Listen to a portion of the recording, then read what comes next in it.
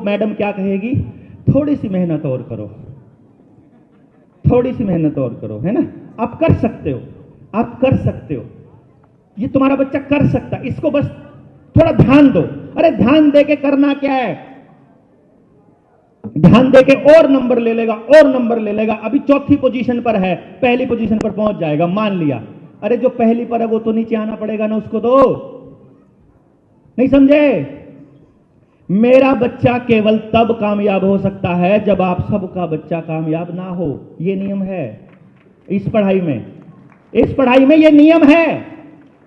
मैंने एक केस देखा था, उस दिन मुझे यह समझ में आया कि एजुकेशन सिस्टम क्या कर रहा है। एक आदमी ने मुझे अपने किसी दोस्त के बच्चे के बारे में एक लाइन बोल दी और मेरा अंदर से कलेजा फटने को आया कि कोई मेरे बच्चे के लिए भी ऐसी ही बद्दुआएं मांग रहा होगा कभी, कहीं ना कहीं। क्या था मालूम है, दो दोस्तों की शादी हुई बिल्कुल एक हफ्ते के अंतराल में, उनके बच्चे भी एक हफ्ते 10 दिन के अंतराल में पैदा हुए। दोनों दोस्त पक्के थे, बचपन के दोस्त, दोनों के बच्चे बड़े हुए, सेम स्कूल में पढ़े, सेम क्लास में पढ़े, साथ खेले, भाइयों की तरह रहते थे, बिल्कुल सब काम एक साथ मिलकर करते थे। कभी वो फर्स्ट आ जाता था, कभी वो फर्स्ट आ जाता था, दोनों के बीच कंपटीशन होता था। दोनों माँ बाप कहते थे अब की बार तेरे को फर्स्ट आना है, उसके वाला कहता अब की बार इसको आना है। एक टेस्ट में वो फर्स्ट, एक टेस्ट में वो फर्स्ट, करते करते करते करते उन्होंने ग्रेजुएशन करने के बाद एक एग्जाम में भर्ती कर ली।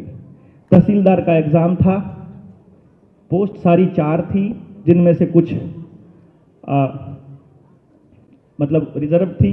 जो पोस्ट बची वो मात्र एक पोस्ट बची लास्ट में। और कमाल की बात यह है कि इंटरव्यू पे जो पहुंचे वो दोनों ही बच्चे पहुंचे। सोचो, वो दोनों के दोनों दोस्त जो बचपन से दोस्त थे, क्या कभी ये सोच पाए होंगे कि उसके वाले का हो जाए, या ये कहा होगा कि मेरे वाले का हो जाए? क्या कहा होगा? मेरे वाले का हो जाए का मतलब यह है कि उसके वाले का ना हो। इस मेरे वाले के होने का मतलब है कि उसके वाले का ना हो, अर्थात वो ये इंतजार करेगा कि किसी तरह से उसका इंटरव्यू कैंसिल हो जाए, किसी तरह इंटरव्यू के दिन वो बीमार पड़ जाए, किसी तरह इंटरव्यू के दिन उसका नुकसान हो जाए, यही तो इंतजार करेगा ना। अरे भाई, जिसका काम ऐसे चलता है, सोचो, मैंने 1 करोड़ रुपया डॉक्टर बनने के लिए MBBS करी है कि नहीं? 1 करोड़ रुपया लिया, लग गया। अब मुझे अस्पताल खोलने के लिए कर्जा लेकर के अब मुझे वो भी करना है, बोले तो अस्पताल खोलना है। खोल लिया अस्पताल, इसमें डॉक्टर्स की, कंपाउंडर्स की, सबकी सैलरी देनी है, नर्सिस की, तो पैसा कमाना पड़ेगा। अब पैसा कमाना पड़ेगा तो इलाज से, अगर पैसा कमाना है, इलाज कैसे होता है? जब कोई बीमार होता है तो वो तो सुबह सुबह जब धूप बत्ती कर रहा हो तो वो तो ऐसे कर रहा होगा ना, हे भगवान सबकी किडनी फेल हो जाए, सबको हार्ट अटैक आ जाए, सबके घुटने खराब हो जाए, सब बीमार पड़े रहें, सबके यहां डिप्रेशन हो, सारा परिवार खराब हो जाए, ऐसे ही बोलेगा ना। वो ऐसे बोल ही नहीं सकता कि सारा देश सुरक्षित रहे, सभी स्वस्थ रहें, सभी हेल्दी रहें, वो बोल ही नहीं सकता भाई, क्योंकि आपकी बर्बादी में ही उसकी आबादी है। उसका कर्जा तब पटेगा जब आपकी बर्बादी होगी। तो हम एक ऐसे तंत्र में रह रहे हैं जहां हमारी आबादी की कीमत बाकी सब की बर्बादी की है। और यह तंत्र बदलना चाहिए कि नहीं बदलना चाहिए? अरे बदलना चाहिए कि नहीं? बदलना चाहिए तो इसको कोई और आएगा बदलने के लिए। तहसीलदार को पड़ी है आपके गांव को बदलने की, DC को पड़ी है, CM को पड़ी है, MLA को पड़ी है, MP को पड़ी है, मास्टर को, कानागो को, पटवारी को, अरे किसी को तो पड़ी होगी? नहीं पड़ी, क्योंकि उनको पता है कि जिनके बच्चे बर्बाद हो रहे हैं, जिनके गांव बर्बाद हो रहे हैं, वो सोए पड़े हैं, क्योंकि उनको अपनी रंजिशों से ही फुर्सत नहीं है। कभी वो उनको सरपंच के इलेक्शन की रंजिश, कभी MLA के इलेक्शन की रंजिश, कभी MP के इलेक्शन की रंजिश, कभी पार्टियों की रंजिश, कभी जातियों की, कभी धर्म की, कभी कंपटीशन की, कभी नौकरियों की। अरे मैं बता रहा हूं, मेरे रिश्तेदारी में एक गांव से 4 बच्चों ने पेपर पास कर लिया। MLA बोलता है कि मैं एक को लगा सकता हूं सिर्फ। ये प्रैक्टिकल बता रहा हूं मैं आपको, जो मैंने अपने जीवन में झेला है। एक को लगा सकता हूं मैं सिर्फ। उस MLA के पास 4 के 4 माँ बाप अपने गांव से 2-2 गाड़ियां 4-4 गाड़ियां भर कर लेकर गए सिफारिश लगाने के लिए हमारे वाला हो जाए। और वो जब जाता है तो वो कहता है वो फलाना भी आया था जी, आमने नहीं बेरा जी, हमारे का होना चाहिए, हमारे का होना चाहिए, मतलब उसके वाला रहना चाहिए, इसका ये मतलब है। अब मेरे पास, आपके पास, हम सब के पास 2 चॉइसेस हैं। एक चॉइस है जो व्यवस्था इन्होंने बनाकर रखी हुई है उस व्यवस्था में अपने बच्चों को पिसने के लिए छोड़ दें, वो सुबह से लेकर रात तक गधों की तरह काम करें, सुबह सुबह गाड़ी से सुबह सुबह उठे, वो बस में बैठ जाए, स्कूल में जाकर के left right stand up sit down, याद किया कि नहीं किया नोट डाउन कर लो या करके सुना दो, इस प्रोसेस में चले जाए। या दूसरा तरीका है कि हम माँ बाप इसकी जिम्मेदारी अपने कंधों पर ले लें कि इसको बदलना है। आप कौन सा चॉइस करोगे? क्योंकि कोई और नहीं करेगा ये काम, ये हमको करना पड़ेगा। मेरे गांव में मेरे पिताजी बैठे हैं, मेरी माताजी बैठी हैं। मैं जब 10वीं पास करी मैं डिस्ट्रिक्ट टॉपर्स में था। मेरे गांव में 10वीं के बाद का स्कूल नहीं था, तो मेरे घर का ठीक ठाक जुगाड़ था उस टाइम पर, और मेरे को पढ़ाने के लिए इन्होंने शहर भेज दिया। इन्होंने कहा बढ़िया बेस्ट स्कूल में दाखिला कराएंगे आपका, बेस्ट स्कूल में दाखिला करवा दिया। गांव के जो बच्चे नहीं भेज सकते थे उनका क्या भाई? वहां का सबसे बड़ी गलती हम बड़ों से होती है। मैं यहां क्योंकि एक बाप की हैसियत से खड़ा हूं और मैं ये मानता हूं कि मैंने अपने बच्चे की जड़ें खोद दी, क्योंकि मैं अपने बच्चे को अपने गांव में नहीं रख पाया। मैं उसको कभी नहीं बता पाया कि बेटा तेरी जड़ें कहां है। क्यों? क्योंकि मेरे गांव में मेरी से बड़ी पीढ़ी ने कुछ भी ऐसा नहीं किया कि जो मेरे गांव में मेरे पास मौजूद हो। तो लेकिन मैं इस चीज को ऐसे के ऐसे रहने नहीं देना चाहता। मैं चाहता हूं कि मेरा बच्चा वापस जड़ों की तरफ लौटे, तो उसकी जड़ें वापस वैसी हो कि वो बरगद पाल सके, वरना शहर में रहें तो ठूंठ हो जाएंगे, हम ऐसे ही निर्जीव हो जाएंगे, बीमार पड़े रहेंगे, एक दूसरे से बात करने का जी नहीं करता है। ऐसे हालात वहां पर है। यहां दिल्ली का हाल देखा है आपने, मतलब दिल्ली में रहने वाले लोगों को पता है वो अपने बच्चे हाथों से जहर खिला रहे हैं, हर सांस के साथ उनके जहर जा रहा है, और वो अपना गांव छोड़कर आ गए। कोई बिहार से छोड़कर आया, कोई उड़ीसा से, कोई बंगाल से, इस उम्मीद में कि दिल्ली में बढ़िया फैसिलिटी मिलेगी। किस कीमत पर? अरे किस कीमत पर? 5 करोड़ की गाड़ी हो और कमर में दर्द हो, यहां सर्वाइकल हो रहा हो, तो गाड़ी आनंद दे सकती है क्या? इस कीमत पर 5 करोड़ की गाड़ी का कोई औचित्य नहीं है दोस्तों। लेकिन अगर आपका बच्चा हेल्दी है, सही है, लड़ने की उसके अंदर हिम्मत है, संघर्ष कर सकता है, अपना रास्ता खुद ढूंढ सकता है, उसको रास्ता ढूंढने के लिए हम माहौल प्रोवाइड कर सकते हैं, तो पूरा गांव मिलकर अपने बच्चों के लिए वो रास्ता तैयार कर सकता है। लेकिन अकेला माँ बाप कभी भी अपने बच्चों के लिए कोई रास्ता तैयार नहीं कर पाएगा। यहां तक कि इस यात्रा में आपने देख भी लिया होगा, और जिसको समझ में नहीं आ रही हो आगे भी देख लेना, अगले 10 साल बाद देख लेना, आपके बच्चे जैसे जैसे बड़े होते जाएंगे वैसे वैसे बिगड़ते चले जाएंगे। कल मेरी एक मां से बात हो रही थी, मैं आपको बता रहा हूं। वो मां यहां बैठी है, मैं नाम नहीं लूंगा। मैंने उनसे पूछा कल आप आ रहे हैं ना? उन्होंने कहा नहीं, कल मेरे बेटे का यूनिट टेस्ट है। मैंने पूछा कौन सी क्लास में पढ़ता है ऐसा? तो मैंने सोचा ग्रेजुएशन वगैरह में होगा बच्चा। तो बोली जी दूसरी क्लास में पढ़ता है। मैं कहा दूसरी क्लास में यूनिट टेस्ट है, उसके लिए आप सेमिनार छोड़ दोगे? छोड़ना पड़ेगा जी, मैं काफी दिनों से घर नहीं थी तो इसकी तैयारी नहीं हो पाई। कैन यू इमेजिन मैंने क्या कहा होगा? मैंने उनको सिर्फ इतना ही कहा, तब आपके बच्चे का भविष्य बहुत अंधकार में है। आपका बच्चा आने वाले समय में अच्छी तरह से बर्बाद होने वाला है, क्योंकि आपका बच्चा खुद पढ़ना नहीं चाहता, और अगर उसे पढ़ाना आपको पड़ता है तो ये एजुकेशन सिस्टम की विडंबना है। क्योंकि एक दिन ऐसा आएगा जिस दिन आप उसके ऊपर पढ़ने के लिए दबाव बनाने जितनी हैसियत में नहीं रहोगे। 5वीं क्लास तक, 6ठी क्लास तक, 7वीं तक, 8वीं तक तो आप उसको धक्के से किताब पर बिठा सकते हो, याद करवा सकते हो। उसके 2-3 साल बाद तक वो उसका बाप धक्के से बिठा सकता है, क्योंकि वो कहता है बाप से ज्यादा डरता है। मेरे वाला जो मेरे से डरना 7वीं में बंद हो जाएगा, तो पिता से डरना जो है वो 10वीं 12वीं तक हो जाएगा। लेकिन what about when he is turned to 18? 18 का होने के बाद जब वो कॉलेज में जाने लगे तब उसके अंदर किस चीज की मोटिवेशन बचेगी? आपने सोचा है कभी?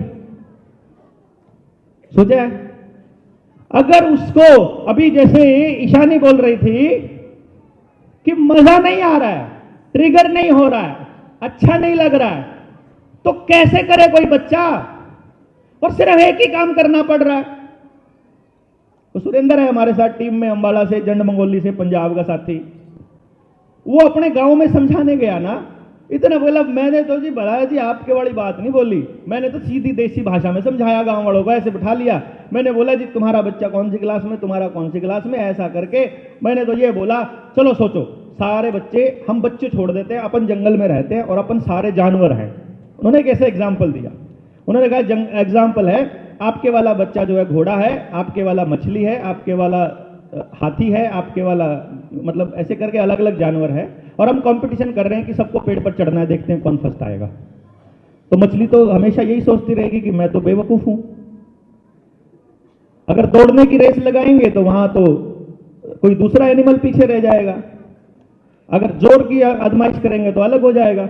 अरे सबको अलग पैदा किया है तो सब एक ही पढ़ाई कैसे पढ़ रहे हैं भाई? एक ही पढ़ाई। अब सोचो, राजस्थान में रहने वाले बच्चे का, राजस्थान में रहने वाला बच्चे की जरूरत हिमाचल में रहने वाले बच्चे की जरूरतों के बराबर है क्या? हाँ बताइए ना, बराबर है क्या? गांव में रहने वाले बच्चे की जरूरत और शहर में रहने वाले की अलग है, सेम है कि अलग है? अलग है। वहां भी अलग है। गोवा वाले की और हरियाणा वाले की अलग है कि सेम है? अलग है। पढ़ाई तो सेम पढ़ रहे हैं। और कमाल की बात, उस पढ़ाई का डिजाइन किसने किया? पता चले कि डिजाइन किया बोर्ड ने। कौन से बोर्ड ने? सीबीएसई ने, हरियाणा बोर्ड ने। अच्छा, बोर्ड ने डिजाइन कर दिया। बोर्ड का मेंबर कौन सेलेक्ट करता है? सरकार। सरकार को कौन सेलेक्ट करता है? पॉलिटिकल पार्टियां। पॉलिटिकल पार्टियों को कौन फंडिंग देता है? बाजार। और बाजार को कौन मैनेज करता है? तो पता चलता है कि भाई पूरी दुनिया के एजुकेशन सिस्टम को एक ही फाउंडेशन संभालती है। पूरी दुनिया की यूनिवर्सिटीज का, कॉलेजेस का, स्कूलों का सिलेबस करने का काम उसी एक फाउंडेशन, एक परिवार का है, जिसके जो पूरी दुनिया के तेल कुओं का मालिक है, जो पूरी दुनिया की फार्मा कंपनियों का मालिक है, जो पूरी दुनिया की ऑटोमोबाइल का मालिक है, जो पूरी दुनिया की फर्टिलाइजर्स का मालिक है, जो पूरी दुनिया में कैंसर अस्पताल और हार्ट अटैक की मशीनों का जिसने पेटेंट लिया हुआ है, और उस परिवार का नाम है रॉकफेलर फाउंडेशन। आप जाकर के देखो, पता करो, ये जितनी भी बड़ी बड़ी ऑक्सफोर्ड, जितनी भी फलाना ढिमकाना, जिनको दुनिया की टॉप यूनिवर्सिटीज बोलते हैं, सबका वही फंडिंग एजेंट है। सारी की सारी साइकोलॉजी की जितनी भी रिसर्च होती है, सबको वो फंडिंग करता है। वो वही रिसर्च, अरे जो उन्हें फंडिंग की है, तो रिसर्च पेपर लिखने वाला उसकी मर्जी के बाहर की कोई लाइन लिख देगा क्या? और वो फिर अखबारों में बड़ा बड़ा छपता है, ऐसी रिसर्च चलाई फलानी यूनिवर्सिटी ने, ऐसी रिसर्च आई फलानी यूनिवर्सिटी की, और हम उसको सच मान लेते हैं। हम उसको सच मान लेते हैं। ये कह रहे हैं एआई का जमाना है, अब नौकरियां खत्म होने वाली हैं, अब ये होने वाला है, हमें टाइम के साथ बदलना पड़ेगा। वो कह रहे हैं पहले कैमरा आता था, अब मोबाइल आ गया, समय के साथ बदलना पड़ेगा। अरे समय के साथ बदलना पड़ेगा। आदमी रोटी खाता था, रोटी खाने की बजाय गू खाना शुरू कर देगा क्या? रोटी ही खाएगा ना। रोटी खाते समय रोटी खाएगा तो वो अनाज की पकेगी, अनाज तो खेत में से आएगा, खेत में से किसान ही चलाएगा, लेकिन चलाते समय उसका खर्चा होगा कि नहीं, वो तय करेंगे। एक तरीका है कि खेत में उस अनाज को उगाते समय एक पैसा खर्च ना हो, और एक तरीका है कि उसके अंदर जितनी मशीनें इस्तेमाल हो वो भी रॉकफेलर फाउंडेशन की हो। आपको पता चलेगा। ट्रैक्टर की एजेंसियों की पता करो किसकी है, उसका पेटेंट किसके नाम है। जितनी बीज बोने वाली मशीनें हैं, जितनी खेतों में आज चल रही है, वो किसके नाम पेटेंट है, पता तो करो। उसका हर सेकंड चलाने का रुपया किसकी जेब में जाता है? आपके गांव की जेब में नहीं जाता है। एक रास्ता है, सारा गांव अपना पैसा अपने गांव में ही सर्कुलेट करना स्टार्ट कर दे। इसमें गांव की समृद्धि है, या हम सारे लोग मिल करके अपनी कमाई को कंपनियों के हाथ में झोंकते रहे, इसमें समृद्धि है? बताना। आपस वाली है कि कंपनियों वाली? तो आपस वाली व्यवस्था कंपनियां बनने देंगी पार्टियों से, सरकारों से? आपस वाली व्यवस्था नहीं बनने देंगे ये। इसके लिए तो आपको अपनी व्यवस्था बनानी पड़ेगी, और उसके लिए व्यवस्था बनाने के लिए आपको खड़ा होना पड़ेगा। और जो हमारे बच्चों के भविष्य के साथ खिलवाड़ करेगा, जो हमें हमारी व्यवस्था बनाने में रुकावट पैदा करेगा वो दुश्मन है हमारे बच्चों का। और हम अपने दुश्मन के साथ क्या करते हैं ये भारतवासियों को बताने की जरूरत नहीं है। उनको कुचल देना पड़ेगा हमको कि जो भी सामने आ जाएगा। अपने बच्चों की व्यवस्था हमको खुद बनानी पड़ेगी। लेकिन वो कैसे बनाएंगे? आप तो गांव में से कोई 2 लोग आए हैं, कोई 4 लोग आए हैं, कोई 10 लोग आए हैं, कोई 50 लोग आए हैं। आप कैसे बनाओगे? जाकर गांव वालों को कैसे समझाओगे? जाकर क्या कहोगे? लो बलारत जी की वीडियो देख लेना, तुम्हें समझ में आ जाएगा, ऐसे कहोगे? किसी के पास समय नहीं है 2-2 घंटे सुनने का, किसी के पास समय नहीं है। तो मेरे को मैसेज आते हैं, बलारत जी वीडियो थोड़ी छोटी बनाया करो। मैंने कहा कितनी छोटी बनाऊं? बोला जी बस 3 मिनट में निपटा दिया करो। मैंने कहा 3 मिनट छोड़ो, तुम्हारे बच्चे तो 30 सेकंड पे आ चुके हैं, वो तो आगे 10 सेकंड पे आ चुके हैं रील्स में, वो तो ऐसे चलते हैं उनका तो हाथ। बात जो बताने की है वो बात दिखाने की अलग होती है, बताने की अलग। और जो बताने की बात है उसमें समय लगता है, वो अपना समय मांगती है। अगर वो समय नहीं दिया जाएगा कुछ भी हासिल नहीं होने वाला, कुछ भी हासिल नहीं होने वाला। ये सारे लोग जो बैठे हैं ना, इनमें से 50% से ज्यादा लोग वो हैं जो 3-3, 4-4, 5-5 घंटे बैठ करके सुना है। जिन्होंने सुना है, आपने ये प्रॉब्लम कितनी है, किस किस को मालूम है इस पूरे के पूरे खेल का? ये लोग हैं, इसीलिए यहां तक आ पाए हैं। और वो लोगों को जाकर गांव में कहो कि बच्चों की एजुकेशन के लिए एक सेमिनार होने वाला है, अरे किस पे टेम है? आज तो ब्याह का साया गणा है, आज तो गणे ब्याह रहे हैं। लेकिन नहीं, मैंने कहा भाई मेरे से ज्यादा सोशल कौन होगा? मेरे से ज्यादा भी तुम्हारे पास आए होंगे क्या? कार्ड आ रहे होंगे क्या? इतने कार्ड तो किसी के भी नहीं आते होंगे।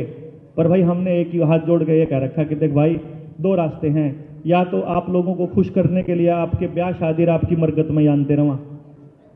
इतने हैं लोग जानकारी में कि रोज की रोज किसी की मरगत में, किसी के ब्याह में जाना पड़ेगा। अब इतना तो 2 नंबर का पैसा भी नहीं कमाते कि उनके लिए इतना तेल फूके और रोज जाकर के इतना इतना कन्यादान डालें। मैं तो 100, 150, 200 रुपए का कन्यादान डाल सकता हूं, वो भी किसी के थ्रू डलवा सकता हूं। मेरी हाजिरी उसी में मान लेना। मैं आपके पास नहीं आ पाऊंगा। इसमें आप मुझे एंटी सोशल बोल सकते हो, लेकिन इससे ज्यादा जरूरी है कि मैं अगली पीढ़ी की लड़ाई लड़ रहा हूं। उसमें हो सकता है मैं उस टाइम किसी गांव में हूं, किसी मीटिंग में हूं, किसी ट्रेनिंग में हूं। मैं यही करना चाहता हूं।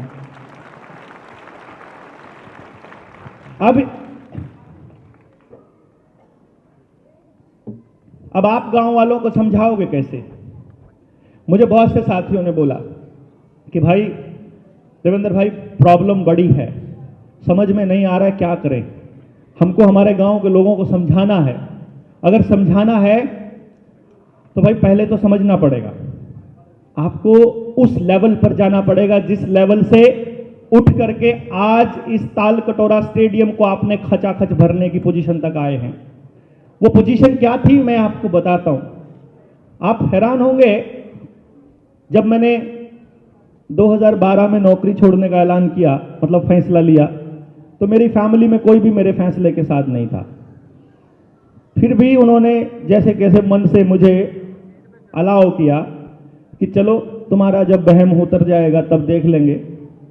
तो हमने फिर जो रिसर्च करी थी उस रिसर्च को प्रैक्टिकल प्रूव करके दिखा दिया। जब कॉलेज वहाँ अपने चंडीगढ़ के अंदर, चंडीगढ़ में हमने क्या किया था, चंडीगढ़ में हमने एक बड़ा यूनिक सा एक्सपेरिमेंट किया था। सभी माँ बाप का एक ही सवाल था, हमारे वाला निकम्मा है, हमारे वाला अच्छा नहीं है। मैंने कहा ठीक है हम मान लेते हैं, लेकिन एक काम करते हैं, हमारे चैलेंज प्रोग्राम में आना। हमने एक चैलेंज प्रोग्राम दिया, doctor Dev's challenge programme from lowest scorer to the highest achiever. हमने पहले ही तय कर दिया कि आप अपने स्कूल का सबसे कमजोर बच्चा हमको दे दीजिए, जो आप अपने स्कूल का सबसे वीक बच्चा मानते हैं वो हमको दे दो। अगर हम 1 साल में कुछ भी इस पर काम नहीं कर पाए, या जितने प्रतिशत इस पर काम कर पाएंगे, इसका मतलब है कि हम पूरे के पूरे समाज में उससे ज्यादा कर पाएंगे। भाई सबसे कमजोर पे जितना कर सकते हैं, बाकी सारे तो उससे बेटर है ना। इसका मतलब हम उससे अच्छे रिजल्ट लेकर के आएंगे। तो हमें अपनी कैपेसिटी को चेक करना था, हमें अपने टैलेंट को और अपने विद्या को चेक करना था कि क्या ऐसा हो सकता है, रीजन क्या है। मैंने अभी तक जितने पेरेंट्स देखे या जितने टीचर्स देखे, उन टीचर्स का एक डायलॉग मैंने देखा है खूब। वो डायलॉग क्या है कि हम क्या इसके दिमाग में मतलब डाल सकते हैं कोई चीज? मतलब हम इसके दिमाग में कैसे डालें? हम तो केवल पढ़ा सकते हैं, घोट के थोड़ी पिला देंगे इसको। लेकिन मेरे पास एक टेक्निक है जिसकी मदद से मैं बच्चे के दिमाग को स्टडी कर सकता हूं, ये बता सकता हूं इसके दिमाग में इतनी खिड़की, इतने दरवाजे हैं, इतने बड़े बड़े हैं, ये वाली बात इस दरवाजे से घुसेगी, ये वाली बात इस दरवाजे से, ये इस खिड़की से, ये यहां से बाहर निकल जाएगी, ये इस तरह से बाहर निकलेगी, इसका ये तरीका है, इसका ये तरीका। बच्चे को समझने का कुदरत ने मुझे टैलेंट दिया, मुझे इसका प्रैक्टिकल देखना था। अब इसका प्रैक्टिकल सबसे कमजोर बच्चे पर देखना आसान है। कमजोर बच्चों पर हमने देखा, हमने स्कूल को चिट्ठी लिखी, स्कूल को बोला अपने स्कूल का सबसे निकम्मा बच्चा आप हमको दे दीजिए, जिसको आप कहते हो सबसे निकम्मा। मेरी तरफ से वो हीरा है, परमात्मा ने उसको कोई ना कोई टैलेंट देके भेजा है, सिर्फ उसकी पोजीशनिंग करनी है, तो उसका इस्तेमाल देखना है कहां है। तो आप एक काम करिए, मुझे सबसे कमजोर बच्चा दे दीजिए। यदि हम उस पर कुछ काम कर पाए तो अगले बच्चों के हित में हमें पता चल जाएगा। 18-20 बच्चे हमने स्टार्ट किए थे, हमने मीडिया के सामने 20 बच्चे रखे पहले साल कि देखो ये वाले 20 बच्चे हैं, फिर मत कहना कि कोई और बच्चा हमने ला करके आपके सामने रख दिया। 1 साल तक हमने उनके ऊपर काम किया, 18 बच्चों ने सेशन कंप्लीट किया, and you will be surprised and happy to know 18 के 18 बच्चे, तीनों सबसे मुश्किल subject physics, chemistry and maths में स्कोर किया 100 आउट ऑफ 100 और अपने अपने क्लास के बने टॉपर्स। अब टॉपर बन गए, हम फिर समाज के सामने गए, हमने फिर पूछा कि लो जी, सबसे निकम्मा भी 100 ले सकता है, तो इसका मतलब उससे ऊपर वाले भी सारे 100 ले सकते हैं। अब सारे 100 ले सकते हैं, अब बताओ तुम्हारे पास इन बच्चों के लिए क्या जगह है? हम अगर तुमको ये सिखा दें कि बच्चे को 100 नंबर लेना सिखा दें या उसको 100 दे दें, अब तुम्हारे पास क्या व्यवस्था है इसके लिए, वो बताओ। समाज के पास तो कोई व्यवस्था नहीं है, सिस्टम के पास कोई व्यवस्था नहीं है, ये व्यवस्था कौन बनाएगा? जबकि मैं ये कह रहा हूं कि सब बच्चे पढ़ने के लिए नहीं बने, केवल 15% बच्चा पढ़ने के लिए बना है, 10 से 15 इतनी ही सीट अवेलेबल है। आगे आप चेक करो, जितने बच्चे +2 करते हैं उस जितना बच्चा पूरा +2 में पास होता है 12वीं में, उसका 15% ही सीट है आगे कॉलेजेस में, 85% का रहना तय है, कंफर्म, अंडरस्टूड। उसके बाद जितना कॉलेज में एडमिशन है उसका 15% नहीं है आगे एमएससी में, मास्टर्स में इतना स्पेस नहीं है। अगर एक कॉलेज के अंदर 4 सेक्शन 5 सेक्शन अगर ग्रेजुएशन के होते हैं तो एक ही सेक्शन मास्टर्स का होता है, ज्यादा ज्यादा 2 सेक्शन होते हैं। क्यों जी डॉक्टर साहब? ठीक है। अब ये प्रोसेस कंटिन्यूअसली चल, अगर पीएचडी में चले जाओ तो वहां बिल्कुल ही खत्म हो जाती हैं सीटें। एक प्रोफेसर के पास में 5 या 4 की लिमिट होती है, इससे ज्यादा पीएचडी नहीं करवा सकता वो। और आधे तो करवाते नहीं है, 3-3 4-4 साल लटका के रखते हैं उनको, सिलेंडर ही ढुलवाते रहते हैं उनसे। यहाँ कोई पीएचडी करने कोई, वो तो हमने देखा ना यूनिवर्सिटी के अंदर, हमने देखा है। या तो पढ़ने वाला बच्चा अगर स्टैंड ले लेना प्रोफेसर के सामने कि नहीं सर आप गलत बता रहे हो। मेरे साथ हुआ, पंजाब यूनिवर्सिटी में पढ़ते हुए मैंने एक प्रोफेसर साहब को टोक दिया बीच में, मैंने ऐसे हाथ खड़ा करके बोल दिया, मैं कहा जो रास्ता आप बता रहे हो इससे अच्छा, इससे इजी रास्ता मेरे को मालूम है, बताते हुए। क्या क्वालिफिकेशन आपकी? मैं कहा इससे क्वालिफिकेशन का क्या लेना देना है भाई? तुम जो ये काम सिखा रहे हो, अब पंचर लगाने वाले की कैलकुलेशन, उससे क्वालिफिकेशन पूछोगे जाके कि पंचर लगाने में तुमने मेरिट ली थी कि तुम क्या किया था?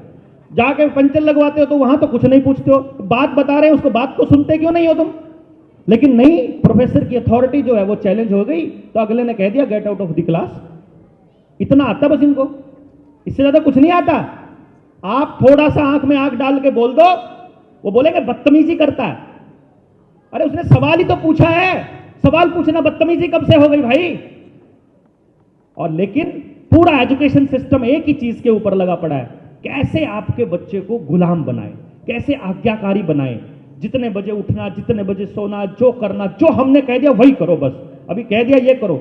आप माहौल तैयार नहीं करते हो, आप ये बताते नहीं हो कि ये क्यों करना है, आप ये नहीं बताते हो कैसे करना है, ये नहीं बताते कि इसका अच्छा रास्ता कौन सा है, इसमें चलो हम तुम्हारी मदद करते हैं। खुद बैठे को टीवी पे बैठे होते हैं और उसको बोलते पढ़ लेना, देखते भी नहीं उसकी तरफ, ऐसे ही करते हैं, जाके पढ़ ले अपने कमरे में। ये माहौल। मैं एक बच्चे, जब मैं रिसर्च कर रहा था ना, जब मैं छोटा था, तो मैं देखा करता था, उस टाइम पे मैं पूछता था बच्चों से, तो बच्चों की राय लेता था। बच्चों की राय लेता तो बड़े अजीब अजीब जवाब आते। बच्चा कहता आई हेट माई फादर। चलो वो तो गलत गुस्से में बोल दिया होगा उस बच्चे ने, बट उसने बोल दिया आई हेट माई फादर। मैंने कहा काहे को भाई, दिक्कत क्या, दिक्कत क्या है? आएंगे, आते ही सोफे पर बैठेंगे, मेरी मम्मा उनके लिए पानी लाएंगी, वो बैठ करके ऐसे टेबल के ऊपर पैर रखेंगे जूते निकाल के, और रिमोट निकालेंगे, टीवी चालू कर देंगे। इधर बच्चे को, वो घूम रहा है बच्चा, उसको बोलेंगे इधर आ, हाँ आज टेस्ट में कितने नंबर आए? टीवी चल रहा है उधर, टेस्ट में कितने नंबर आए? टेस्ट में इतने नंबर आए। ये हुआ, क्या हुआ, क्यों पढ़ा, क्यों नहीं पढ़ नहीं सकता, ध्यान नहीं देता, तेरे लिए सब छोड़ के आए थे, जितना हमको मिल गया, जितना तेरे को मिलता इतना हमको मिल जाता तो पता नहीं क्या कर देते, ये वो पढ़ा करो, पढ़े बिना कुछ नहीं होगा, देख लो हमारी तरह धक्के खाओगे। ये इसी टाइप की डायलॉग हो जी। फिर मैं कहा तुम्हें दिक्कत क्या है भाई? अगर तुम्हारे माँ बाप तुम्हारे भले के लिए तुमको ये कह रहे हैं कि पढ़ाई करो और पढ़ने अच्छी बात है, बोले अगर पढ़ाई इतनी बढ़िया चीज है तो उन्होंने क्यों नहीं करी? और अब किसने रोका उनको पढ़ने से? अगर पढ़ना इतना बढ़िया है तो अब तो नहीं पढ़ते, वो आते ही टीवी चला के बैठ जाते हैं। मेरे को क्यों पढ़ना पड़ता है? मेरी मां मोबाइल पे लगी पड़ी है, मेरा बाप टीवी पे लगा पड़ा है, वो कोई अपनी मर्जी का काम कर रहा है, मैं अपनी मर्जी का क्यों नहीं कर सकता?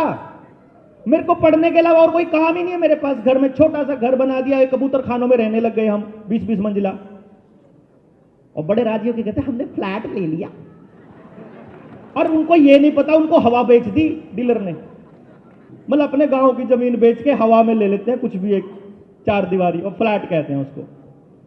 बड़े राजी हुए रहते हैं। उनको अपने बच्चे को धूप नहीं दिला सकते उस कमरे के अंदर, शुद्ध हवा नहीं मिलेगी उसके अंदर कभी भी, चारों तरफ ची ची ची ची पी पी रहता है। कॉलोनी के अंदर कोई खेलने का स्थान नहीं है, एक दूसरे को नंबर से जानते हैं, शर्मा जी 536 वाले, वर्मा जी 332 वाले, कुछ नहीं, मतलब कोई भाईचारा नाम की चीज नहीं है। बीमार पड़ जाओ तो ड्राइवर नहीं मिलता है गाड़ी लेके जाने के लिए, घर में गाड़ियां 2-2 खड़ी पड़ी हैं, कोई रिश्ता नहीं, कोई जानकारी नहीं, और सबसे बड़ी बात अपने बच्चे का कोई भविष्य नजर नहीं आ रहा। सबसे कमाल की बात यह कि एक ऐसी दौड़ में दौड़ रहे हैं, सुबह उठ के करेगा क्या? फर्स्ट आना है, जाएगा कहां फर्स्ट आकर के? अरे फर्स्ट आने के बाद फिर रहना तो समाज में ही है, फिर तो ब्याह भी जिससे करना है फर्स्ट वाली ढूंढनी पड़ेगी, वो तो इसी समाज की ढूंढनी पड़ेगी, क्या पता वो आखिरी नंबर पे हो, फर्स्ट वाले को आखिरी वाली मिल जाए, फिर जूत बजेगा। अरे ये सामाजिक असमानता में कब तक जिएंगे हम? हमको ये समझना पड़ेगा भाई, इस समाज के अंदर हमको हर तरह के बच्चों की जरूरत है, हर तरह का काम करने वाले लोगों की जरूरत है, हर तरह की जरूरतों को पूरा करने वाले लोगों की जरूरत है, बशर्ते कि हम ये समझे तो सही हमारे बच्चे को क्या काम करके मौज आएगी। मौज, जो मैंने अपने बच्चे को बोला था ना कि बेटा तुझे मौज करनी है, वो बोला मेरे को कैसे पता चलेगा? वो मिठाई वाला एग्जाम्पल देने के बाद मैंने उसे एक लाइन बोली थी, मैंने कहा देख अभी एक काम कर, देख संघर्ष कर, नहीं समझ में आएगा छोड़ दे, अगला नहीं आएगा छोड़ दे, अगला नहीं आएगा छोड़ दे। मेरे पास 60-60 साल के आदमी आते हैं अपनी काउंसलिंग करवाने के लिए, और आकर के क्या लाइन बोलते हैं, मैं बोलता हूं अब क्या दिक्कत है, रिटायरमेंट ले ली, अब तो बोले रिटायरमेंट ले ली, जीपीएफ आ गया, पैसा आ गया, ग्रेजुटी आ गई, उस पैसे से प्रॉपर्टी डीलिंग करी थी, खूब पैसा कमा लिया, बिजनेस कमा लिया, खूब रुपया हो गया, रुपए की कोई दिक्कत नहीं है, पूरा एम्पायर खड़ा है, नौकर चाकर काम करते हैं, पर जिंदगी में आनंद नहीं है, कोई मजा नहीं है। एक 7,000 करोड़ का मालिक आता है, 5,000 करोड़ का था मेरे ख्याल से, आके बोलता है बेटा 9th क्लास में पढ़ता है, पिस्टल लेके आया कट्टा। मैंने बोला फिर? बोला जेब में सफेद पुड़िया भी मिली। मैं कहा फिर क्या दिक्कत, सुधारो इसको, जो मर्जी ले लो डॉक्टर साहब, जो मर्जी ले लो। देखो क्या ले लूं, क्या दे सकते हो, तुम्हारी क्या औकात है, क्या औकात है तुम्हारी? यहां गिड़गिड़ा रहे हो ना, 5,000 करोड़ को सिर पे धर करके अपने बच्चे को समझा, देख लो ना, इस पैसे से आप अपनी औलाद खरीद सकते हो क्या? इसका स्वास्थ्य खरीद सकते हो, इसकी नीयत खरीद सकते हो? No, no way at all. और हम बैठ के, फिर मैं और पूनम बैठ के चर्चा करते, मान लिया देख 5,000 करोड़ वाले से तो बढ़िया आप आए, चाहे पल्ले कुछ ना हो पल्ले, लेकिन उससे तो बेटर है ना। क्यों? Because we are happy. नाम नहीं बताऊंगा क्योंकि अगर मैंने कुछ बोल दिया बात मेरी दूर तक जाती है, लोग सुनते हैं। एक ऐसा आदमी नरेंद्र मोदी का राइट हैंड अपने आप को बोलता, पैसा अथाह, जिसके पास कोई कमी नहीं, वो और उसकी पत्नी आकर के मेरे पास रो रहे हैं। मुझे क्या बोलते हैं? 3 महीने हो गए मेरे बच्चे ने मां को मां कहे। इकलौता बेटा है, एम्पायर हजारों करोड़ का है, बात नहीं करता है, घर में आता है अपने कमरे में घुस जाता है, घर में ही घुसा रहता है, सुबह उठता है, मां के हाथ की रोटी नहीं खाता है, बाप से बात नहीं करता है, 2 रिश्ते टूट चुके हैं, अब जिंदगी जीने का कोई मन नहीं है। वो मैं उस बच्चे के साथ गाड़ी में बैठ के 3-4 घंटे में वापस आया। अभी उसका फोन आया था कि शादी है डॉक्टर साहब, आ जाना बेटे की। वो बैठ करके मेरे साथ गले लग के रोया कि कैसे करते हो आप, कैसे? कुछ नहीं करना होता, आपके बच्चे को केवल समझना मात्र है भाई। उस बच्चे को यह महसूस होना, बच्चा छोड़िए यार, किसी को भी, सामने कोई भी है, जिस दिन उसको यह महसूस हो जाएगा कि ये तुम्हें समझता है, उसी दिन परमानेंट बॉन्ड बन जाएगा, उसी दिन। हाँ, अगर समझाने पे लगे रहोगे फिर कभी बॉन्ड नहीं बनेगा। इसलिए हम बच्चों से टूट चुके हैं, बच्चे हमसे टूट चुके हैं क्योंकि हम समझा रहे हैं। कब से समझा रहे हैं? देखो ना, कब से समझा रहे हैं। मैं 45 साल का हो गया यार, मेरे घर वाले मुझे आज तक समझा रहे हैं और मेरे को कभी समझ में नहीं आया। और आपको आया हो तो बता दो, किसी का आया हो तो बता दो, किसी को अपनी पत्नी की बात आई हो, किसी को अपने बच्चे की बात आई हो, किसी को अपने पति की आई हो, किसी को किसी की भी बात समझ में आई हो, आज तक बता दो। किसी को नहीं आई भाई, नहीं आने वाली भी नहीं है। उसका रीजन है क्योंकि सामने वाला वहां से नहीं देख रहा जहां आप बैठे हो। मैं यहां खड़ा हूं, मुझे आप सब दिखाई दे रहे हो, वो जो पीछे वाले इनको सिर्फ टाट दिखाई दे रही है, इनकी मतलब सिर दिखाई दे रहा है, उनको चेहरा दिखाई नहीं दे रहा। इधर वालों को ये एंगल दिखाई दे रहा है, इधर वालों को ये, उधर वालों को ये, सबको अलग एंगल दिखाई दे रहा है। सब अलग अलग जगह बैठे हैं, सब बच्चे अलग पैदा किए हैं, सबको अलग टैलेंट दिया है, सब अलग तरह से सोचते हैं। तो आपकी तरह वो क्यों सोचे? वाई? तुम उसकी ओरिजिनलिटी को बचा करके क्यों नहीं रख सकते यार? एक माँ बाप होने के नाते इतना भी नहीं कर सकते कि अपने बच्चे के लिए कि वो कोशिश करो कि जिसमें उसकी ओरिजिनलिटी बची रहे, उसको अपने जैसा काहे को बनाने को लगे हो? भगवान ने क्या पता कितना बड़ा दिमाग दे करके भेजा हो, परमात्मा ने कितना बड़ा काम करने के लिए भेजा हो, अपनी तरह गधा बनाने पे क्यों तुले उसको? इतना क्यों नहीं समझते हम? इतनी सी बात समझनी है खाली, उसका जो ट्रू पोटेंशियल है वो निकलने दो। जब उस बच्चे को यह महसूस होगा ना कि मेरे उत्थान में, मेरी परवरिश में, मेरे आगे आने में मेरे समाज का योगदान है, तो उस दिन जब वो कुछ बन जाएगा, वापस समाज को पे बैक करना शुरू करेगा। अदरवाइज अगर आपका बच्चा अकेला मेहनत करता रहा और अकेला मेहनत करके कुछ भी बन गया, यकीन मानिए वापस मुड़कर नहीं देखेगा वो आपकी तरफ, कभी नहीं आएगा, क्योंकि मेहनत उसने अकेले ने करी है। और अगर मां बाप ने मेहनत कर करके उस बच्चे को कहीं तक पहुंचा भी दिया, तो भी वो बच्चा समाज के किसी काम का नहीं। इसीलिए आपके गांव से निकला हुआ कोई डीसी, कोई डॉक्टर, कोई एसडीएम, कोई पटवारी, सब हरामखोर बने हुए हैं। एक भी आदमी समाज के लिए काम नहीं कर रहा, क्योंकि किसी भी बच्चे को समाज ने तैयार नहीं किया। उन बच्चों को तैयार करने की जिम्मेदारी माँ बाप की अपनी उठाए बैठे, अपनी टोकरी अपने लिए घूम रहे हैं कि मैं अपने बच्चे को ये बना दूं, मैं अपने बच्चे को ये बना दूं। आखिर में पता चलता वो कुछ बना ही नहीं। अरे एक बार अपनी जिंदगी का कैलकुलेशन करके तो देख लो, हासिल क्या किया और जो खोया उसके बदले में ठीक है क्या? जो सेहत खोई, जो परिवार खोया, जो समाज खोया, जो भाईचारा खोया, जो अपराध कमाए, वो सही थे क्या? वो कीमत सही है क्या इतने के बदले में? अगर वो कीमत नहीं है ना, तो भाई एक बार रुक जाओ, एक बार तय कर लो ठीक रास्ते पे हो कि गलत पे हो। और अगर गलत पे हो और अंदर से मानते हो कि गलत पे हो, तो एक बार बैठ के सोच लो सही रास्ता कौन सा है। सही रास्ता, वो सही रास्ता एक ही है, बस आपका एक ही काम है। माँ बाप उस दिन मर जाता है जिस दिन उसका बच्चा पैदा होता है, तब वो माँ बाप हो जाता है, और उसका एक एक पल, एक एक मिनट उस बच्चे के लिए होती है, ना कि उस बच्चे को पढ़ाने की, ना उस बच्चे के लिए वो समाज तैयार करने की जिसमें वो बच्चा सुरक्षित महसूस कर सके। वो कुछ भी काम ना कर रहा हो तो भी उसको रोटी, कम से कम वो भूखा ना मरे, तो उसको रास्ते पे चलते हुए इतना डर ना हो कि उसे कोई उठा ले जाएगा, उसको कोई मार देगा। ऐसे समाज के निर्माण करने का काम हमारा है एज अ पेरेंट, और उस काम को करने की शुरुआत करने वाले लोग यहां से आगे हमारे साथ चलेंगे। जिनको लगता है हम गलत रास्ते पर हैं, अपनी राम राम भाई, समझे नहीं बात? जो इस रास्ते पर चलेंगे, उस रास्ते पे आपको जो करना पड़ेगा, शिक्षा, स्वास्थ्य, न्याय, राजनीति, खेती, धर्म, जिस पर जैसे बात करनी पड़ेगी। फर्क सिर्फ एक ही है, हम लड़ाई लड़ेंगे अपने बच्चे के सच की, और सच की लड़ाई में एक ही नियम है, वो किसी का भी नुकसान नहीं कर सकता, किसी का भी। मेरे बच्चे का फायदा अगर किसी भी बच्चे का नुकसान करके हो रहा है, वो झूठ है, वो चोरी है, वो गलत है, वो अधर्म है। अगर हमको धर्म के रास्ते पर चलना है तो उसका एक रास्ता है, किसी भी आदमी के लिए अंदर में नफरत नहीं हो सकती, किसी भी आदमी को पीछे छोड़ने का विचार नहीं हो सकता, क्योंकि हम केवल तब जीतेंगे जब हम सब जीतेंगे। हमारा एक ही है, हम केवल तब जीतेंगे जब हम केवल तब जीतेंगे जब सब जीतेंगे, सब। और उसके लिए तब तक ये कोशिश करती रहनी है। जरूरी नहीं है कि इस जीवन में, इस लाइफ टाइम में हम ये सब कर पाएंगे, कोई जरूरी नहीं है। कोई भी आदमी अपना काम पूरा नहीं कर पाया।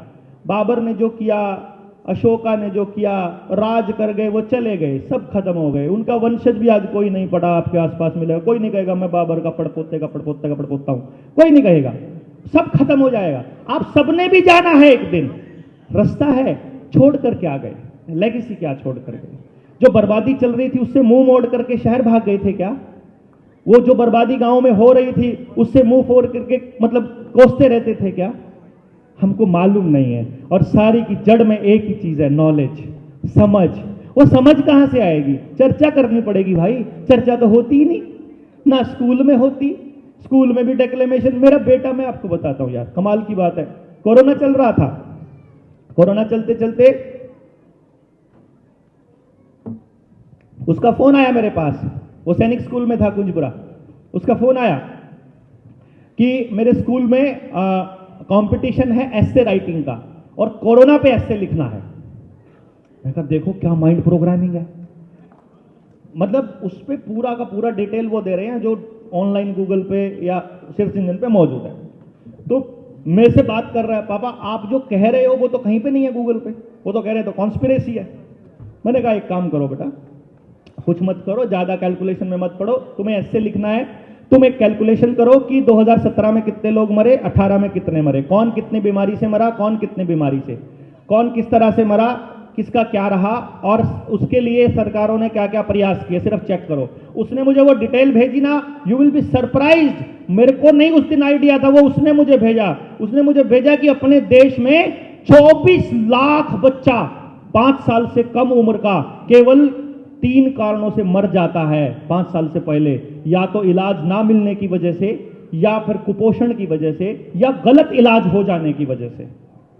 मैं हैरान था, ये डेटा किसी के पास नहीं है, कोई आंकड़े को शेयर नहीं कर रहा है, कहीं डिस्कशन में नहीं है। तो बोला पापा मैं लिखूं क्या इसको? मैंने कहा तुम्हारे पास 2 चॉइसेस हैं बेटा, फर्स्ट आना है तो तुमको वही लिखना पड़ेगा जो सिस्टम चाहता है, तुमको उसी तरह का लिखना पड़ेगा और मीठे मीठे शब्दों में लिखना पड़ेगा कि सरकार ने बहुत अच्छा काम कर दिया इसमें रोकथाम के लिए, क्योंकि सरकार बहुत अच्छा काम कर रही है। वो कह रही है कि आपको कैंसर का इलाज खुद कराना पड़ेगा, बुखार का इलाज खुद कराना पड़ेगा, आपको डायबिटीज का इलाज खुद कराना पड़ेगा, आपको और हार्ट के पेशेंट हो तो वो सारे इलाज खुद कराने पड़ेंगे, लेकिन कोरोना से नहीं मरने देंगे आपको। बाकी सारे इलाज में आपको चाहे जमीन बिक जाए, कोई चक्कर नहीं, आप कर्जे में हैं तो आपको चाहे सुसाइड करना पड़े, और उसकी टेंशन नहीं। तो मैं उसको बोला कि मैंने कहा कुछ नहीं करना बेटा, तुम्हें अपना ऐसे लिखना है तो वैसे लिखो जैसा तुम सोचते हो, भले ही कोई भी रिजल्ट आए। और वो तो रिजल्ट तो आना ही था, उसका तो सेलेक्ट भी नहीं हुआ, वो तो आगे भी नहीं गया, उसको बोलने भी नहीं दिया गया। This is the way education system is working. आपके बच्चों को माइंड प्रोग्राम करके वो सब कहलवा रहे हैं जो वो चाहते हैं। सही है क्या? सही है क्या? अब आपको यदि अपने बच्चे के लिए कोई माहौल तैयार करना है, पहला नंबर आपको पहले अपनी समझ बढ़ानी पड़ेगी।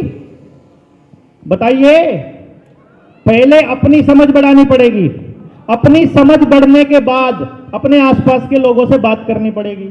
और जब आसपास के लोगों से बात करोगे ना, तो एक ही जवाब आएगा जो मुझे उस गांव वाले ने दिया था पहली बार जब मैं अपना इंस्टीट्यूट बंद करके चला।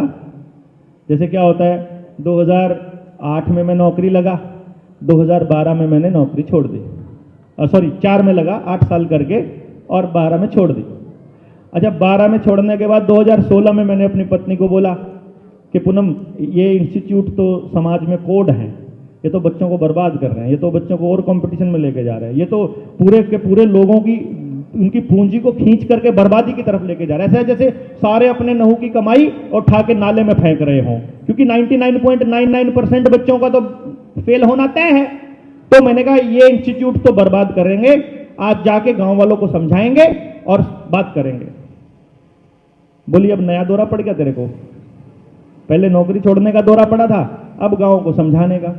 अब मुझे बोलती कोई सुनेगा?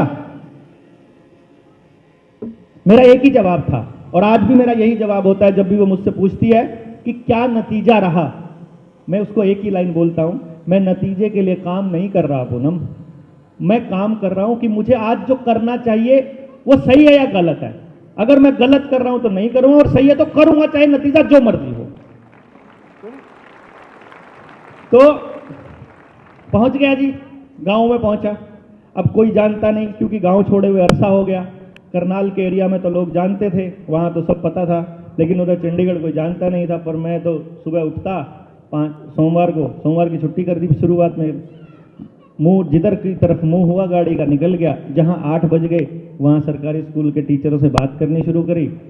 जब उसके बाद उनसे बात कर ली, उसके बाद प्राइवेट स्कूल जितने मिले, फिर गांव का सरपंच मिला, फिर देखा कि बात बन नहीं रही। क्योंकि 2015 में मैंने एक ट्राई किया था, 15 में मैं नरेंद्र मोदी साहब से मिला था और उनसे पूछ करके मैंने ये कहा था कि भाई हमारे पास एक ऐसी विद्या है जिसकी मदद से हम सब बच्चों का टैलेंट बता सकते हैं। भाई मुझे और तो कुछ नहीं पता, देखो आपके आने से मुझे इतना हौसला हो गया। सारे देश में सरकार कुछ करे या ना करे, जितने लोग यहां बैठे हैं, अगर इतने लोगों के प्रयास के बाद अगर अगले साल या 2 साल में हम पूरे भारत के लिए कोई आशा की किरण खड़ी नहीं कर पाए, तो इतना तो है कि हम सब लोग तो मिलकर के एक यूनिवर्सिटी अपनी खोल ही सकते हैं कि नहीं खोल सकते? भाई बाकी तो जाओ, कहीं भी जाओ, हम तो कर ही सकते हैं अपने बच्चों के लिए। भाई मुझे सबका टैलेंट पता करने का पता है।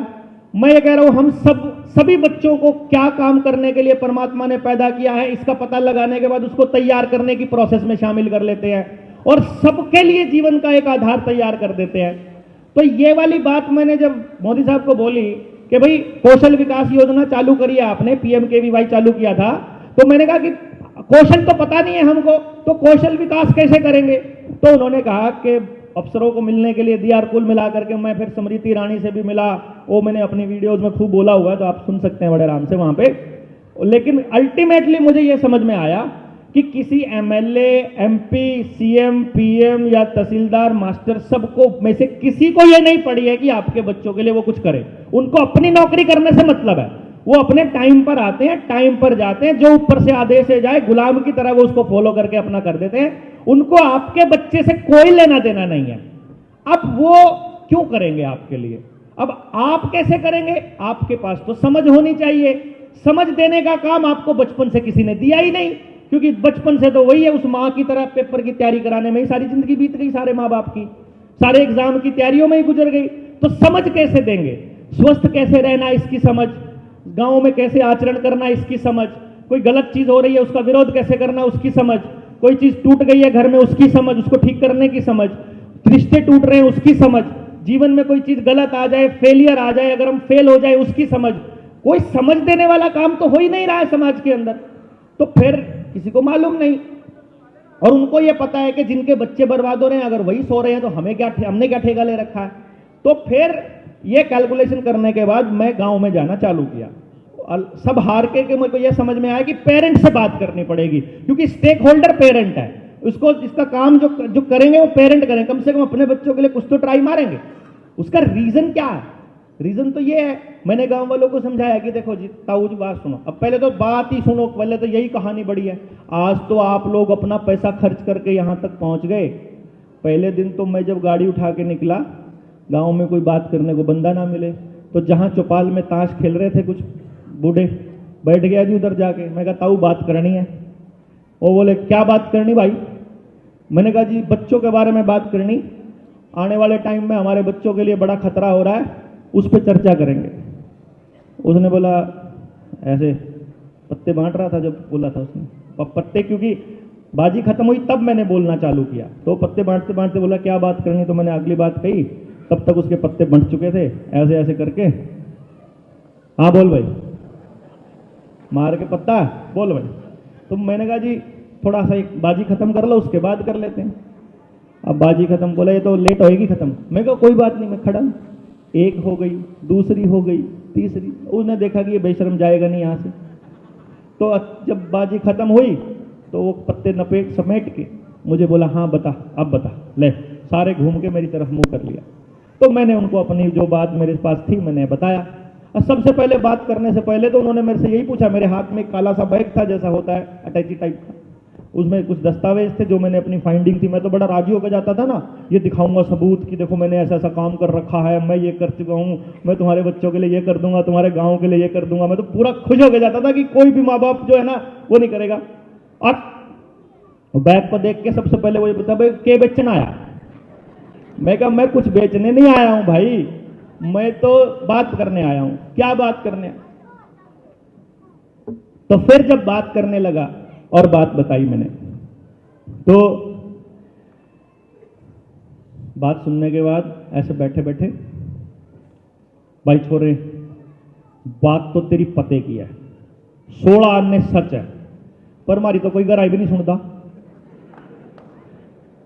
हमारी तो हमारे घर वाले भी नहीं सुनते, हम कुछ नहीं कर सकते। ओके थैंक यू, और चल भाई। फिर अगली जगह, फिर अगली बैठक में, कहीं हुक्के पर, कहीं कोई, कहीं कोई, कहीं कोई। मुझे हौसला कहां से मिला जब 3-4 राउंड हो गए। अब हर बार पूनम पूछे कुछ आई बात समझ में लोगों के? मैं कहा आ जाएगी। अब मैं उसको क्या कहूं कि सुनते ही नहीं है, पूरा दिन भौंक भौंक के आ गया मैं, कोई नहीं सुनता है, कोई सुन ही नहीं रहा। मैं कहा आ जाएगी। एक दिन क्या हुआ, एक दिन अचानक से मैं जब उन गांव वालों को जो ताश वाले थे उनको बता के चला, जब मैं चलने लगा तो वो जो ताश खेलने वालों के साथ में बैठा आदमी था ना, वो बैठा था कहीं दीवार पे। वो एक लड़का था, वो 2 लड़के उठ करके मेरे पास आए मेरे साथ जब मैं गाड़ी में बैठने लगा, और मुझे बोला बलारा जी। मैं कहा हाँ, हमें बताओ क्या था, वो बात आपकी सही लगी हमें, कैसे कर सकते हम अपने गांव के लिए। ओहो मिल गया भाई, पहला आदमी मिल गया। बैठ के चर्चा करी मैंने, तो वहां पहला आदमी मिला मुझे। वो बड़ी ऐसा लगता था जैसे बड़ी तपस्या चल रही है और परमात्मा ये देख रहा है कि देखते हैं ये आदमी कब हार मान जाएगा। बड़ी दिक्कतें आती हैं रास्ते में, कभी कुछ कभी कुछ। हमें गांव में तो प्रूव करने की पोजीशन पे आ गए थे 2020 में, और कोरोना आ गया, फिर लड़ाई चालू करी, फिर 3 साल तक भौंकते रहे, फिर उसके बाद अभी तक बोलते बोलते हम तो हटे नहीं। और हमने देखा कि ताश वालों से बात करते हुए ये दीवार पर बैठे हुए इतने सारे लोग मिल गए। तो ये समझ में आया कि प्रयास कहीं भी करोगे उसका असर ब्रह्मांड में कहीं ना कहीं हो रहा है, तो उससे ऊर्जा मिलती है, हिम्मत मिलती है कि होगा, करेंगे, जितना बनेगा उतना तो करेंगे। जरूरी थोड़ी ना है कि मंजिल तक लेके जाना है। हमें यह तय करना है कि हम किस तरफ थे, अपने बच्चों की बर्बादी करने वालों के पक्ष में खड़े थे या हम उसके लिए लड़ रहे थे। इसके लिए जब हम आगे बढ़ते हैं तो मालूम पड़ता है कि हां कुछ बड़ा होने वाला है, और फिर हिम्मत बढ़ती है। तो आप सब लोग जितने भी आप यहां आए हैं, मैं आपको बता नहीं सकता कि मुझे कितनी ऊर्जा मिली है, मुझे कितनी हिम्मत मिली है। जिन साथियों ने मेहनत करी थी, जो साथी चले थे, जो कभी 10 साल पहले चले थे वो बीच में छूट गए, कोई 8 साल पहले चला वो छूट गया, क्योंकि वो थक जाते हैं। वो कहते कितने दिन से यही बोल रहा है यार, कितने दिन से यही बोल रहा है, मैं क्या करूं बताओ, तुम बताओ ना। उनके सिस्टम के सामने सरेंडर कर दे क्या? मैं जब तक जिंदा हूं मैं अपने बच्चे के लिए सरेंडर नहीं करूंगा, मैं लड़ूंगा, सीधा आखिरी सांस तक लड़ूंगा। मुझे इस सिस्टम को ठीक करने की लड़ाई लड़नी है, मेरे पास दूसरा रास्ता नहीं है। आपके पास है तो मुझे नहीं मालूम, क्योंकि मेरा कलेजा उस दिन फटने को आया जिस दिन मेरे बच्चे ने मुझे यह बताया। 5वीं क्लास में था वो, शायद 10 साल का रहा होगा, और उसे यह भी नहीं मालूम था, क्योंकि हम डॉक्टर्स के पास नहीं जाते होते हैं आमतौर पे। डॉक्टरों के पास हमारा कोई लेना देना होता ही नहीं है, एलोपैथी वाले राक्षसों के पास तो बिल्कुल ही नहीं। कभी जाना पड़े तो बात अलग है, अभी तक तो हम कोशिश करते हैं बचे रहें। लेकिन जिस दिन मैं अपनी क्लास में पढ़ा रहा था, मेरा ऑफिस, जब मैंने पूनम को बोला कि ये कोचिंग सेंटर कोड है, हमें बंद करना पड़ेगा ये, वो टॉयलेट करने के लिए नीचे गया, मेरा फर्स्ट फ्लोर पे ऑफिस था। वापस जब आया तो मैंने बोला काफी देर हो गई, लेट क्यों हो गया? तो उसने मुझे बोला, हाँ रखिए भाई, आवाज सी लगी, ऊपर करिए। तो उसने मुझे बताया कि नीचे टॉयलेट में ना एक डॉक्टर अपने आप को इंजेक्शन लगा रहा था। उसने सोचा डॉक्टर होगा वो इंजेक्शन जो लगा रहा है खुद को ही। मैंने कहा फिर? कहते इंजेक्शन लगाते लगाते वहीं सो गया। तो मैं उसको देख रहा था। मैं उसको क्या बताऊं कि वो नशा था और वो सोया नहीं था, वो गिर गया था। फिर एक दूसरा डॉक्टर आया, वो भी ऐसे इंजेक्शन लगा रहा था, वो भी गिर गया, वो भी सो गया। मैं तो उनको देख रहा था। मेरे पास 2 बच्चे पढ़ते थे, एक डीएसपी के। मैंने उसको फ़ोन किया, मैंने कहा भाई साहब बहुत बुरा हाल है, मेरी क्लास के बच्चे, मेरे इंस्टीट्यूट के बच्चे भी यहाँ जाते हैं, तो अच्छा नहीं है, ये गलत है, इसको ठीक करो, इसको यहाँ से भगाओ इनको। उसने मुझे एक जवाब दिया, बोले बलारा जी यहाँ से भगा दूंगा तो किसी और टॉयलेट में जाके करेंगे, आपके वाले बच्चों को बचा देंगे तो किसी और के बच्चों को खराब करेंगे, अभी यहां से बच देंगे तो कहीं और जाएंगे, आप अपने बच्चे को कब तक बचाएंगे? It was really question. मेरे को समझ में आया कि यार गांव के परले सिरे पे अगर कोई नशा करने लग जाए, उसका नशे का खर्चा जब नहीं चलेगा तो नशे बेचने वाला आदमी उसको एक ऑफर देता है, 10 कस्टमर नए ला दे, तेरा फ्री कर देंगे। अब वो 10 कस्टमर कहां से लाएगा? अपनी जानकारी गांव में से, रिश्तेदारी में से निकालेगा ना 10 कस्टमर, उनको करना सिखाएगा। मैंने पहली बार जब बीड़ी पी थी तो मेरे पड़ोस का मेरा चाचा लगता था, वो मुझे बोलता है काले तू, मेरा घर का नाम काड़ा है, मेरे को बोलता है काले तू मोटा नहीं होता। मैं बड़ा सुक्कड़ सा पतला सा आदमी था, बच्चा था। मैं बोलता पता नहीं चाचा, मैं तो खाऊं भी खूब हूं और मोटा होता नहीं, ले बीड़ी पी ले मोटा हो जाएगा। ये लाइन मुझे याद है भाई।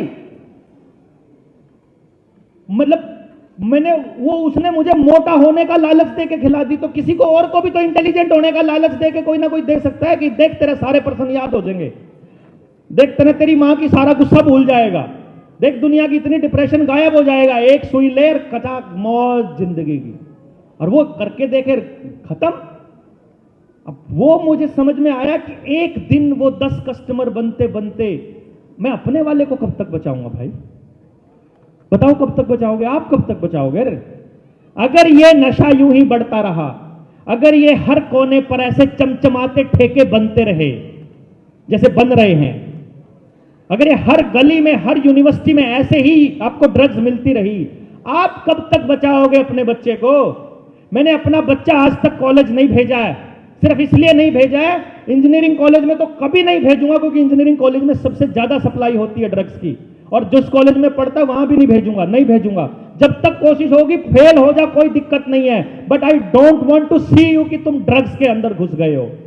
तुम्हें टेंशन नहीं लेनी है, मैं जब तक बैठा हूं तुम्हारी टेंशन नहीं। मैं फेलियर हूं अगर मैं तेरे लिए कोई समाज में जगह नहीं खड़ा कर पाया, अगर मैं तेरे लिए कोई सुरक्षित समाज नहीं बना पाया, तो मैं फेलियर हूं। मैं अपने बच्चे को बोलता हूं तेरी कोई सिरदर्दी नहीं, तू कुछ भी अपराध करेगा, तू कुछ भी गलत काम करेगा, मेरी जिम्मेदारी है कि मैं तुझे सिखा नहीं पाया, मेरी जिम्मेदारी है कि मैंने तुझे ऐसा गंदा समाज दिया जहां से तूने अपराध सीखा, जहां तूने किसी लड़की की तरफ गलत नजर से देखना सीखा, जहां तूने ड्रग्स लेनी सीखी। मैं अपराधी हूं एज ए पेरेंट, मेरी गलती है, मैं अपनी गलती के लिए तुझे नहीं कोसूंगा, इसलिए तुमको कुछ भी ऐसा नहीं करने की जरूरत है। तुम जब तक मैं बैठा हूं तब को चिंता नहीं करना, तुम केवल वो ढूंढो कि तुम्हें कहां आनंद आता है। हाँ, जिस दिन मेरे बच्चे को मेरे को बोला, उसने मुझे बोला, बाबा आप बोलते थे ना मौज करनी मजा आता, मैं हाँ अब मुझे खेलने में वो मजा आता है। मैं कहा बस मेरा काम हो गया, बात खत्म है। क्योंकि अपन ने कभी मैंने कभी उसके लिए तैयार किया ही नहीं उसको कि मेडल लाना है, कुछ नहीं। डे 1 से लेके आज तक मैंने उसे बोला कुछ नहीं, मुझे तुम्हारा मेडल नहीं चाहिए, मुझे तुम्हारा कोई रिजल्ट नहीं चाहिए, मुझे सिर्फ एक चीज चाहिए। जब तू किताब पे बैठा हो ना, तो किताब को ऐसे पढ़ रहा हो जैसे अपना फेवरेट खाना खा रहा है। जब तू काम कर रहा है, खेल रहा है ना, तो खेलते हुए ग्राउंड में मुझे लगना चाहिए कि बच्चे को मजा आ रहा है। अगर परेशान होता है ना, मत कर, कुछ और ढूंढेंगे यार, मिलकर ढूंढेंगे, बाप बेटा दोनों, क्या दिक्कत है।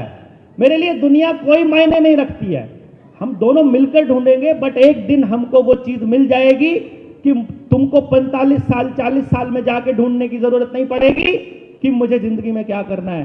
तुम्हें अपने आप किक मिल जाएगी। वो राजू भाई बैठे हैं, वो बोलते हैं कि अब वर्मा जी को देखते ही बोले वर्मा जी किक दे दिया आपने, मजा आ गया, मतलब समझ के।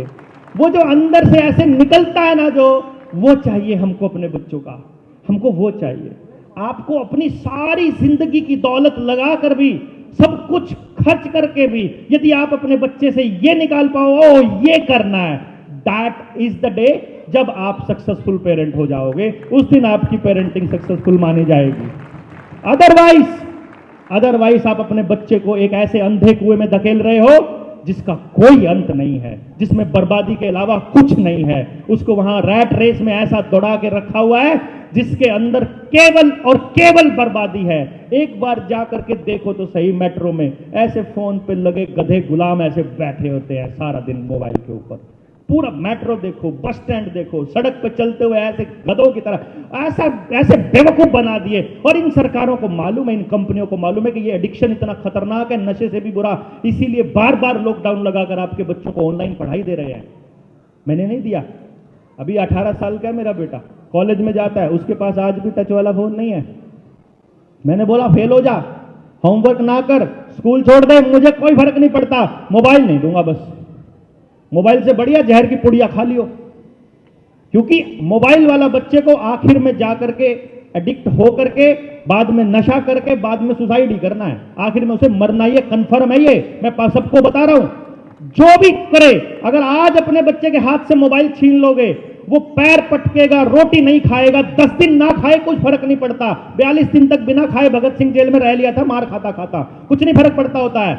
लेकिन आप अपने बच्चे को बचा लोगे, जो भी हो जाए, कुछ भी करना पड़े, अल्टरनेट ढूंढो यार, पड़ोस से टीचर ढूंढ लो। आप अपने लोग नहीं ढूंढ सकते, इतने बेरोजगार बच्चे घूम रहे हैं अपने बच्चों को पढ़ाने के लिए, आपको जरूरत पड़ेगी उसको कि वही पढ़ाएगी तुमको। कौन है, जरा जाकर के देखो तो सही, प्राइवेट स्कूलों में कौन पढ़ा रहा है? टाइम पास के लिए पढ़ाते हैं प्राइवेट स्कूल के अंदर, कोई सैलरी नहीं मिलती है, गधों की तरह काम पेलते हैं, उनको बाहर जाकर के ट्यूशन मिल जाती है, इसलिए पढ़ाते हैं प्राइवेट स्कूलों के अंदर। वो प्राइवेट स्कूल का कल्चर पूरे गांव के सामूहिक स्कूलों पे कब्जा करने के लिए ही खड़ा किया गया था। और ये नंबरों वाला सिस्टम भी इसलिए खड़ा किया गया है कि आप सब लोग एक दूसरे के दुश्मन बने रहो, क्योंकि सबके बच्चे एक दूसरे के दुश्मन हैं। यहां जितने भी कंपटीशन में बैठेंगे, हमको इस कंपटीशन से बाहर आना है। हम इस कंपटीशन के लिए पैदा नहीं किया अपने बच्चों को, हमने सह अस्तित्व में रहने के लिए पैदा किया है। दुनिया के जितने जानवर हैं, जितने पेड़ पौधे हैं, आपने पेड़ के ऊपर पेड़ उगा देखा होगा, आपने पेड़ के ऊपर बेल चढ़ी देखी होगी, एक पेड़ पर दूसरे पेड़ की कलम लग जाए तो उसके फल देखे होंगे। अगर गाय का बछड़ा मर जाता है तो वो वहां के पड़ोस के कुत्ते उसका दूध पी लेते हैं। कुछ भी ऐसा हो जाता है। पूरी सृष्टि के अंदर सह अस्तित्व की ऐसी भावना है कि जब तक जान पर ना आ जाए, जब तक भूख से ना मर रहा हो, शेर भी किसी जानवर का शिकार शौक के लिए नहीं करता है, लेकिन हम लोग रोज शिकार कर रहे हैं, रोज शिकार, क्योंकि अपने काम में आनंद नहीं आता। इसलिए हमको पहले बहुत सारे पैसे इकट्ठे करने हैं, एक मकान बनाना है, एक गाड़ी लेनी है, एक ब्याह करना है, और इस ब्याह को करने के बाद फिर हमको क्या करना है, फिर कहेंगे फिर मौज करेंगे। अरे तब तक तो कंजर होने की आदत पड़ जाएगी भाई, ये तो आदत की बात है, मौज लेना, ये कोई स्थिति की बात नहीं है। अगर पैसों से अगर कुछ बनता होता तो 10,000 करोड़ रुपए से ज्यादा रोज कमाने वाला अडानी ऐश कर रहा होता, नहीं कर रहा। वो मंत्रियों को सेट कर रहा है, उन लोगों को सेट करता फिर रहा है। नहीं भरने वाला, जितना मर्जी कमा लो नहीं भरने वाला, जो मर्जी कर लो नहीं होने वाला।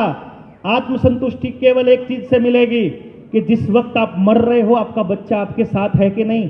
कहीं ऐसा ना हो जैसे चंडीगढ़ के अंदर हमारे वहां बड़ा अफसर, IAS अफसर रिटायर हुआ, बेटा कनाडा, बेटी अमेरिका, एक हफ्ते बाद सड़ांध आई पड़ोसियों को, तब जाकर के बाहर निकाला और उसका अंतिम संस्कार भी वीडियो कॉल से हुआ।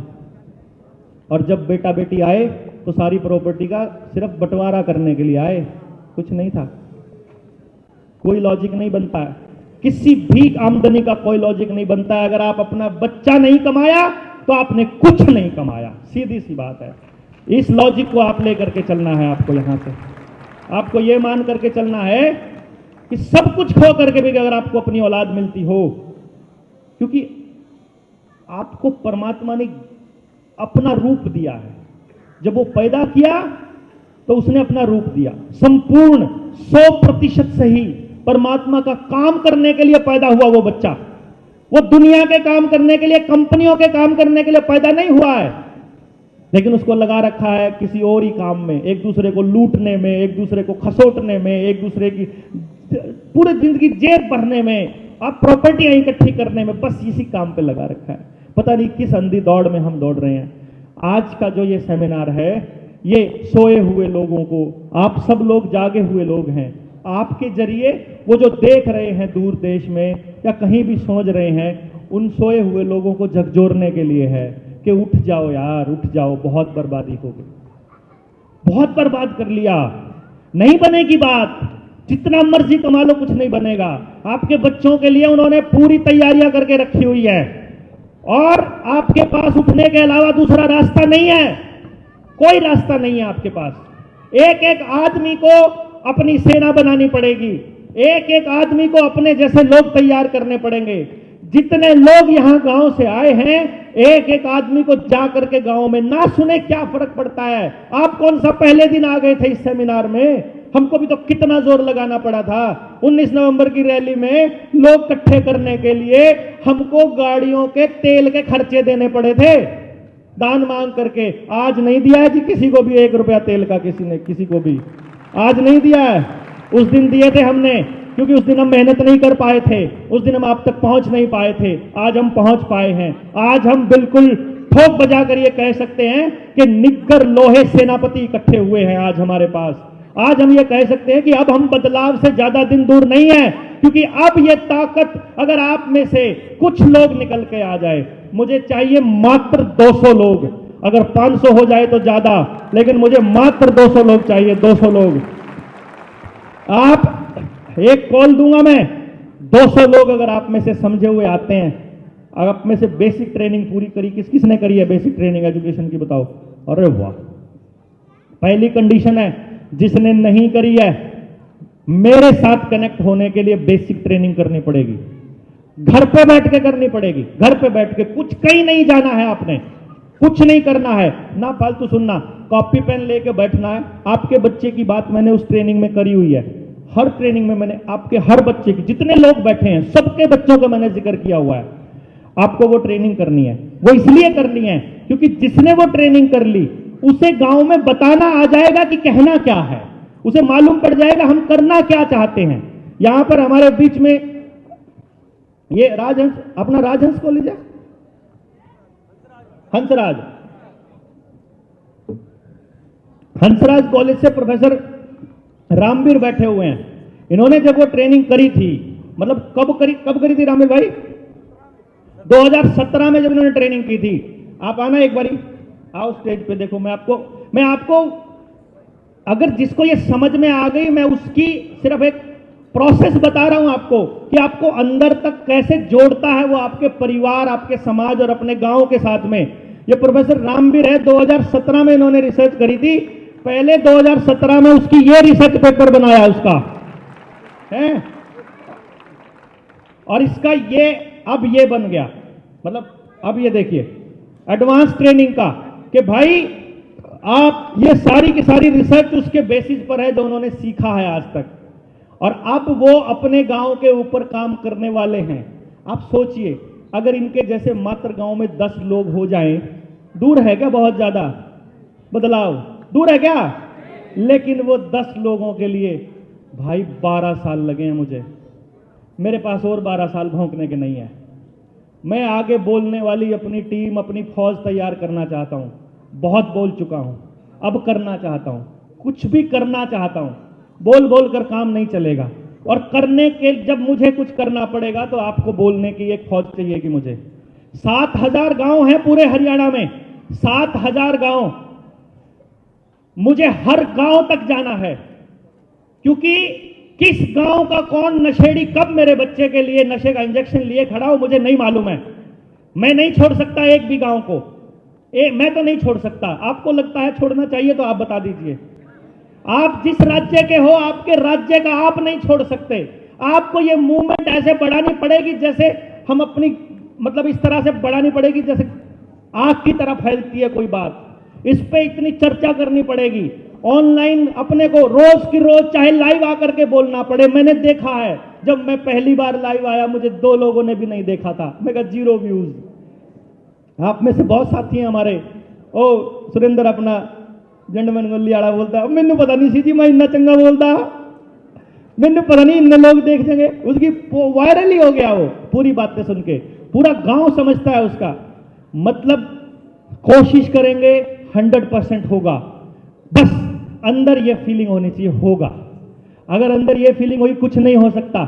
जाओगे ना जब, तो लोग निराश बैठे हैं, परेशान बैठे हैं, दुखी हैं, बटे हुए हैं, अंदर से फ्रस्ट्रेटेड हैं। पिछले 35-40 साल से सिर्फ धोखा देखा है। जो भी कोई नया आदमी आता है ऐसे लोग इकट्ठे करता है और उनकी भावनाओं को किसी न किसी पॉलिटिकल पार्टी को बेच देता है या खुद अपनी पॉलिटिकल पार्टी बना डालता है। वो ये काम करता है, उसको यही करना है। जैसे इनको लगता है जैसे कि राजनीति से होगा, राजनीति एक हिस्सा है इस बदलाव का। शिक्षा, स्वास्थ्य, न्याय, राजनीति, खेती और धर्म, इन सब की पुनर्परिभाषा हम लोग करेंगे, जिसमें एक भी बच्चे को नहीं छोड़ना, जिसमें किसी का भी नुकसान ना हो, ऐसी परिभाषा बनाएंगे। राजनीति एक हिस्सा बनाएंगे उसका, ना कि राजनीति करने का पर्पज। और मैं आपको बता दूं, जितने साथी मेरे साथ टीम में काम करते हैं, मुझे अंकुश है अपना, अंकुश खोखर, वो बैठे हैं। अंकुश भाई ने जब पहली बार मिले थे तो मुझे कहा था कि देवेंद्र भाई, वो उनको डाउट थे बहुत सारे। उन्होंने मुझे पूछा था कि क्या करोगे आप, क्या करना है, क्या नहीं करना है।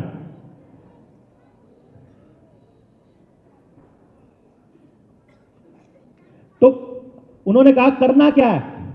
मैंने कहा आपको अभी फिलहाल, मैंने इनको ये बोला था, आपको अभी फिलहाल एक काम करना है।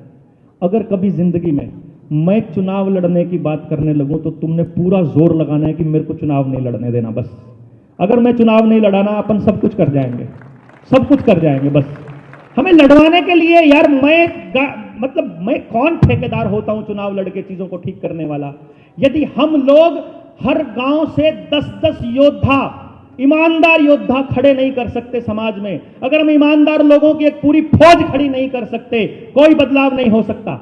एक रास्ता है सिर्फ, चुनाव। तो अगर हमारे पास ईमानदार लोग ही नहीं है, लीडर कुछ नहीं कर सकता भाई।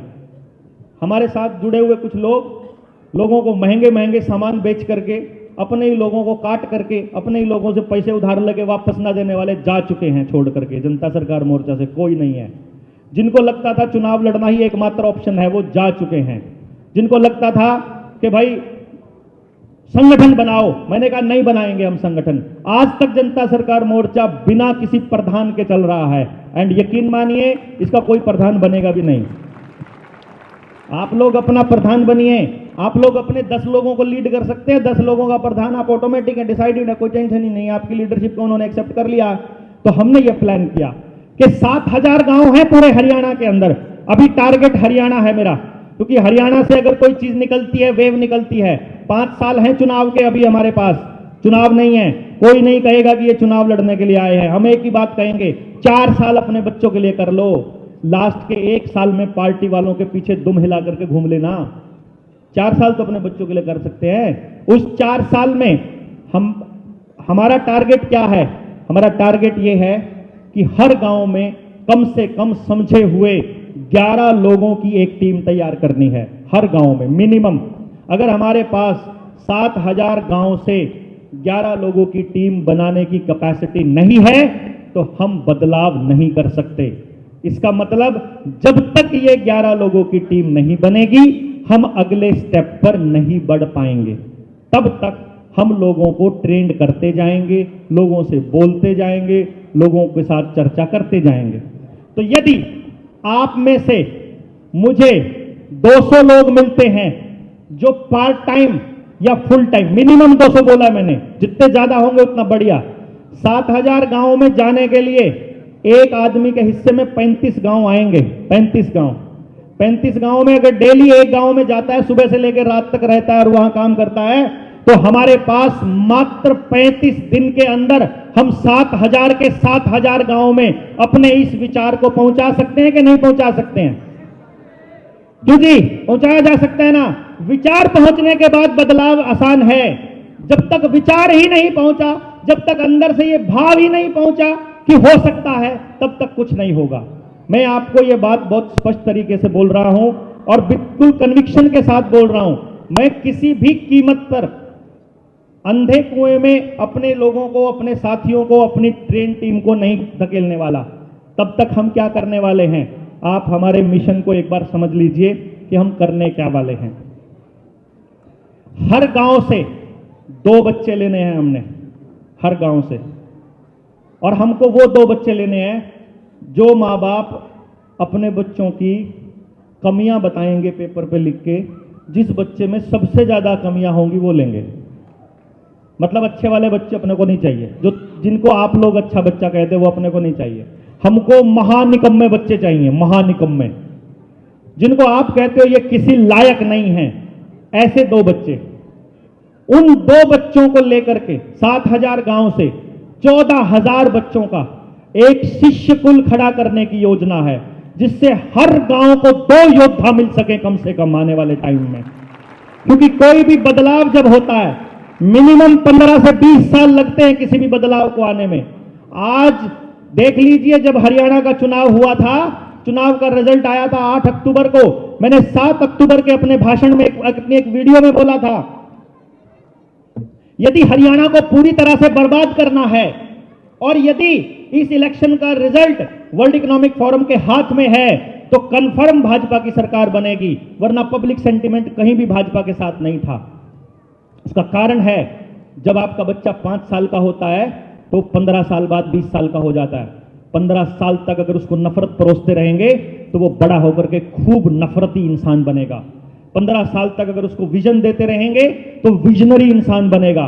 15 साल तक उसको समाज के लिए तैयार करते रहेंगे तो समाज में बड़े बदलाव की धारणा तय करेगा। 15 साल कम से कम की बात कर रहा हूं, इसलिए उन बच्चों को लेकर के हम शुरू करेंगे कि बड़ा तो नहीं कर पाएंगे, हर गांव को तो बदल नहीं पाएंगे, पर कम से कम 2-2 बच्चों को लेकर के उस गांव को कैसे बदलना है, इसके लिए तो पूरी फौज तैयार कर सकते हैं हम लोग। हो सकता है कि नहीं हो सकता? पॉसिबल है, बहुत आसान है। हर गांव तक जाना, जस्ट जाना मुश्किल है, लोग तैयार बैठे हैं हर किसी को पास में। और सबसे बड़ी बात उस शिष्य कुल की क्या है? मैंने नाम गुरुकुल नहीं रखा है, इसका नाम शिष्य कुल रखा है, क्योंकि उस स्कूल में, उस विद्यालय में, उस इंस्टीट्यूशन में एक भी काम गुरु के हिसाब से नहीं होगा, सब कुछ बच्चों के हिसाब से होगा, जिसके लिए वो पैदा हुए हैं। वो हमारे पास सब कुछ है ही है। तब तक आपको हमारी स्किल की अगर जरूरत है, हमें आपसे पैसा नहीं चाहिए। मैं ये कुछ बेचने के लिए आपके पास सेमिनार करने नहीं आया हूं। मैं आपसे गुजारिश करूंगा हाथ जोड़कर, मुझे अपने बच्चे की काउंसलिंग के लिए मत कहिए।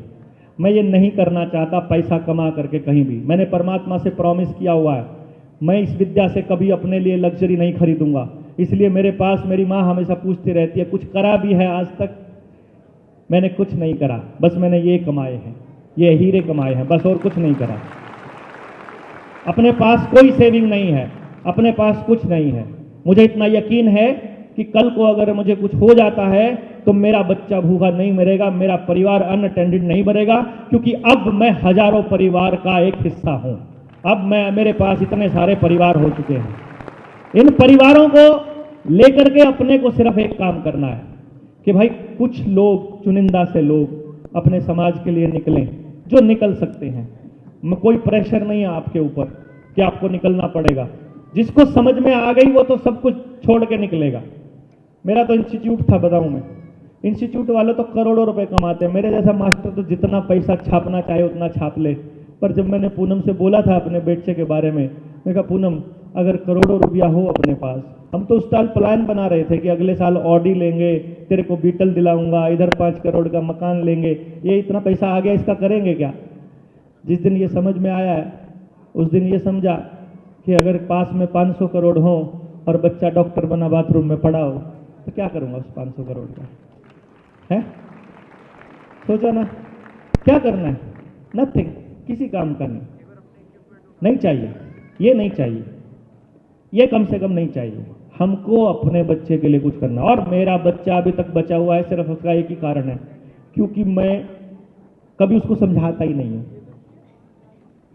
कभी नहीं समझाता। हम एक तरह से उस जीवन को जी रहे हैं जो हम बोल रहे हैं, तो कुछ बताने की जरूरत नहीं पड़ती। बच्चों को कुछ भी बताने की जरूरत नहीं पड़ती। इतने इंटेलिजेंट होते हैं बच्चे, उनको यह पता है मां से कब मांगना है, क्या मांगना है, कितना मांगना है, बाप से कब मांगना है, रोना है तो कितनी जोर से रोना है, चिल्लाना है तो कितनी जोर से चिल्लाना है कि बात पूरी हो जाए। उनको इतना पता है, सब कुछ पता है उनको। They know everything, they observe everything. छोटा बच्चा समझ के ना कोई आंख दिखाना रहे, है ना एक गाना, ऐसा मत करिए। आज भाई ये दान पेटी वाले बोल रहे हैं अभी बात पूरी करता हूं, दान भी दे। आज खाना खाए बिना कौन रहता है? अभी रहता है कोई खाना खाए बिना? भूख लगी है क्या? भूख तो अपन यहां मार देते हैं सबकी भूख तो नहीं लगेगी, बट फिर भी खाना अभी बचा है तो जाते हुए एक तो खा करके जाइएगा जिसको भी जाना है। अभी जा नहीं रहे हैं, अभी बहुत टाइम है, कहीं किसी को जाने की जल्दी पड़ी है। और जब यहां से निकलेंगे उसकी बात बाद में करेंगे। हाँ, ये भी बात बाद में ही करेंगे यार। जुड़ने के लिए, हाँ, सबसे बड़ी बात ये रह गई भाई, जैसे जितने लोग आप यहां बैठे हैं, जितने भी लोग बैठे हैं, आप में से कितने लोग हमसे डायरेक्ट जुड़े हुए हैं अपनी टीम के साथ? ये डायरेक्ट हैं। और कौन है जो जुड़ना चाहता है, परमानेंट जुड़ना चाहता है, रेगुलर? चलिए हाथ नीचे कीजिए। देखिए हम लोग क्या है, एक नंबर है, इधर इन्होंने नहीं लिखा, गलती करी, पर नंबर बड़ा आसान सा है, वो आप डायल कर दो अभी के अभी, अभी के अभी कर ही लो, निकाल करके पॉकेट से, क्योंकि सिर्फ डायल करने से ही आपके पास सब कुछ आ जाएगा। हमारे साथ कनेक्ट होने का तरीका, जब आप उस नंबर को डायल करोगे तो एक दूसरे नंबर से आपके पास मैसेज आएगा व्हाट्सएप पे, किसी और नंबर से, और जब वो मैसेज आएगा तो उसमें ऑप्शन दिया होगा कि आपको हमसे जुड़ना है, जीएसएम से अगर आपको जुड़ना है तो इस फॉर्म को भर दीजिए। तो आपका जिला जो भी है, आप उस जिले के साथ में अपने आप ऑटोमेटिकली कनेक्ट हो जाओगे। तब हम आपको बता देंगे आपके जिले के ये साथी है, आपका स्टेट ये है, आपका गांव ये है, तो आपके पास में पूरा ऑप्शन, फिर हम इसको सेग्रीगेट कर लेंगे और एक एक व्यक्ति को आप में से हम कोशिश करेंगे कॉल करने की। तो हमको कॉलिंग टीम भी चाहिएगी सब सारे काम के लिए। कॉल करके हम इस अगले स्टेप पे बढ़ेंगे और एक कॉल देंगे हम जिसमें हमको ये 200 लोग चाहिएंगे, जो मिनिमम 200 हैं। तो आप में से जो जो लोग आना चाहेंगे उस प्रोसेस में, वो एक दिन का एक ट्रेनिंग प्रोग्राम रखेंगे हम लोग सिर्फ उनके लिए, जो जाकर अपने गांव, कोई भी जिम्मेदारी ले लो, कोई 2 गांव की ले लो, कोई 5 की ले लो, कोई 10 की ले लो, कोई 1 की ले लो, कोई अपने पड़ोस की ले लो, कोई टाउनशिप की ले लो। जिम्मेदारी क्या है? आपको केवल बातचीत करके उस दिन का काम करना, बस, ज्यादा कुछ नहीं करना। हम आपसे पूरा दिन ऐसा नहीं कुछ करवाने वाले हैं कि आपको बहुत ज्यादा परेशान होना है। बड़ा सिस्टमैटिक आप आओगे उस दिन, आपको मालूम पड़ जाएगा कि उसमें भर देना आप जहां से हैं, फिर हम आपसे संपर्क कर लेंगे। नंबर है 95 यानी 95 1817 यानी 1817 1817। दोबारा से रिपीट कर रहा हूं, 9518170000। इस नंबर पर आपको मिस कॉल करनी है। अभी कॉल कर देंगे तो मिस कॉल में चली जाएगी, कंप्यूटर बोलना चालू कर देगा, साथ के साथ आपके पास मैसेज भी आ जाएगा। ठीक है जी, तो ये पहला काम हो गया। लाउडस्पीकर ऑन मत करिए, लाउडस्पीकर बंद रखिए, अपने आप कॉल चालू हो गई तो समझो आप जुड़ गए हैं परमानेंट। आपका नंबर हमारे पास आ गया है और आपको अब आपके पास जो मैसेज आया करेंगे, हर मैसेज का पैसा देना है, क्योंकि वो जो पेड सर्विस है ये, तो हर जिन लोगों को मैसेज भेजते हैं उसका पैसा लेते हैं वो कंपनी वाले। और इधर दान पेटी रखी हुई है, इसमें कैश भी फेंक सकते हैं, इसमें ये बार कोड भी लगा है, वो भी जाते हुए अभी नहीं, ठीक है, क्योंकि ये सारी व्यवस्था जो है आशीष भाई ने अपनी जेब से करी है। फिलहाल मैं बताऊं, मेरे पास पैसे होते नहीं है, मैंने इनको आइडिया दिया कि जितने लोग आज तक कमाए हैं इनको बुला लें क्या। इन्होंने बोला जी ठीक है। इन्होंने अपनी टीम से उधार मांगे हैं, किसी से उन्होंने वो कौन सा विकास कह रहा था मैं बढ़िया से ले आऊंगा जी 3-3.5 लाख रुपए, वो बदल ले आया। ऐसे करके इसके 8-10 लाख रुपया जो खर्चा हुआ है वो सब इन्होंने किया है, अपने पास कुछ नहीं है। तो अगर जो मान लो आप लोग सारे के सारे यहाँ अपना अपना सहयोग अगर देते हैं तो मुझे लगता है कि हमारा खर्चा पूरा हो जाएगा। नहीं भी देते हैं तो भी कोई दिक्कत नहीं है। किसी भाई को अगर जाने में दिक्कत है और उसके पास किराया नहीं है तो इधर पड़े होंगे, इधर से ले जाना, मतलब इसी टेंशन नहीं लेनी है कि दे के जाना है खाली, ऐसे कोई दिक्कत नहीं है। दूसरी बात, एक बहुत बड़ा रेवोल्यूशन इस पूरी की पूरी यात्रा में हमारे साथ बीता।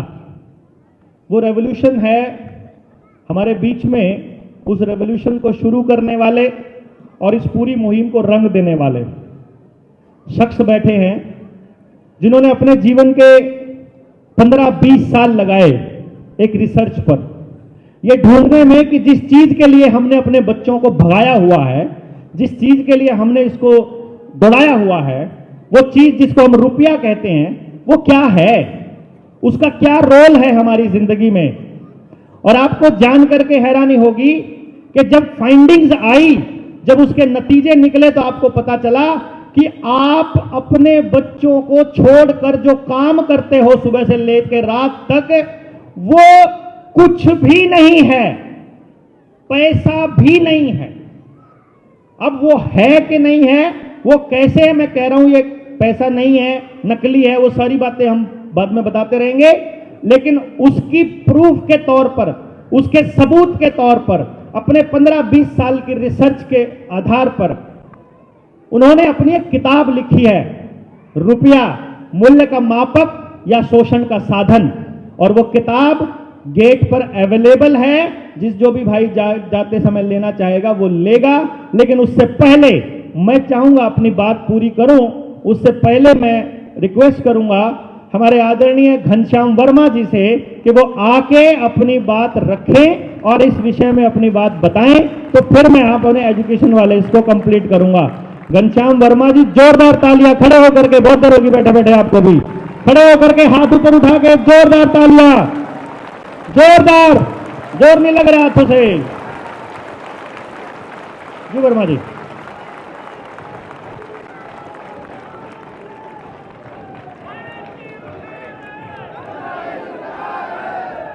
एक बार एक नारा है हमारा, अगर आप लोग पूरे जोश के साथ खड़े होकर के लगा सके तो हमको ऊर्जा मिलेगी बहुत। मैं बोलूंगा भारत की हुंकार है, आप बोलेंगे जनता ही सरकार है। मैं बोलूंगा हम तब जीतेंगे, आप बोलेंगे जब सब जीतेंगे। भारत की हुंकार है, भारत की हुंकार है, हम तब जीतेंगे, हम तब जीतेंगे जब सब जीतेंगे। वर्मा जी, ओवर टू यू।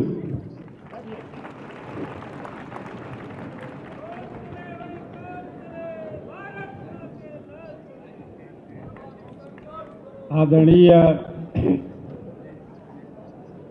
हमारे बल्हारा जी और इस देश के कोने कोने से यहाँ उपस्थित वह तमाम कार्यकर्ता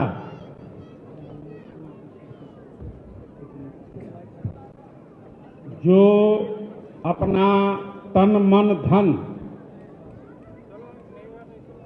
लगा रहे हैं और आज इतना शानदार और सफल आयोजन में अपना बहुमूल्य योगदान दिए हैं। इसके लिए हमारे तरफ से बहुत बहुत धन्यवाद और बधाई। हमने कभी कल्पना नहीं किया था, हमने सोचा भी नहीं था। आज मैं रुपए पर कुछ नहीं बोलूंगा और बहुत थोड़ा सा समय लूंगा, क्योंकि अब वो बुक आ गई है। आप लोग उस बुक को पढ़िएगा। देखिए, लक्ष्मी और सरस्वती, लक्ष्मी का तभी कद्र है जब सरस्वती साथ ज्ञान हो। दोनों एक दूसरे से जुड़े हुए हैं। मैं इस रुपए के रिसर्च को लेकर के पूरे देश में घूमा हूं और बड़े अच्छे अच्छे लोगों से हमारी संपर्क बनी, कुछ डिस्कशन भी हुआ, लेकिन मुझे कोई योग्य व्यक्ति नहीं दिखाई दिया जिसे मैं इस चीज को सौंपूं। हालांकि बड़े अच्छे अच्छे लोग मिले, उनमें कमी नहीं थी, लेकिन मेरा अंतःकरण कहीं टिक नहीं पाता था। लेकिन संयोग ऐसा बना, आज करीब 3-4 साल पहले मेरा संपर्क बल्हारा जी से हुआ और फिर इनको देखते ही और इनसे कुछ बातचीत हुई, मुझे लगा कि मेरी आज खोज पूर्ण हो गई। और मित्रों, हमने वह अपने सारे रिसर्च को इनके सामने रखा और इनसे तमाम उससे संबंधित कुछ मार्गदर्शन के लिए कुछ इनसे भी डिस्कशन किया, विचार विमर्श किया। और मैंने ऐसे नहीं इनके साथ, मैं इसकी परीक्षा भी इनकी ली।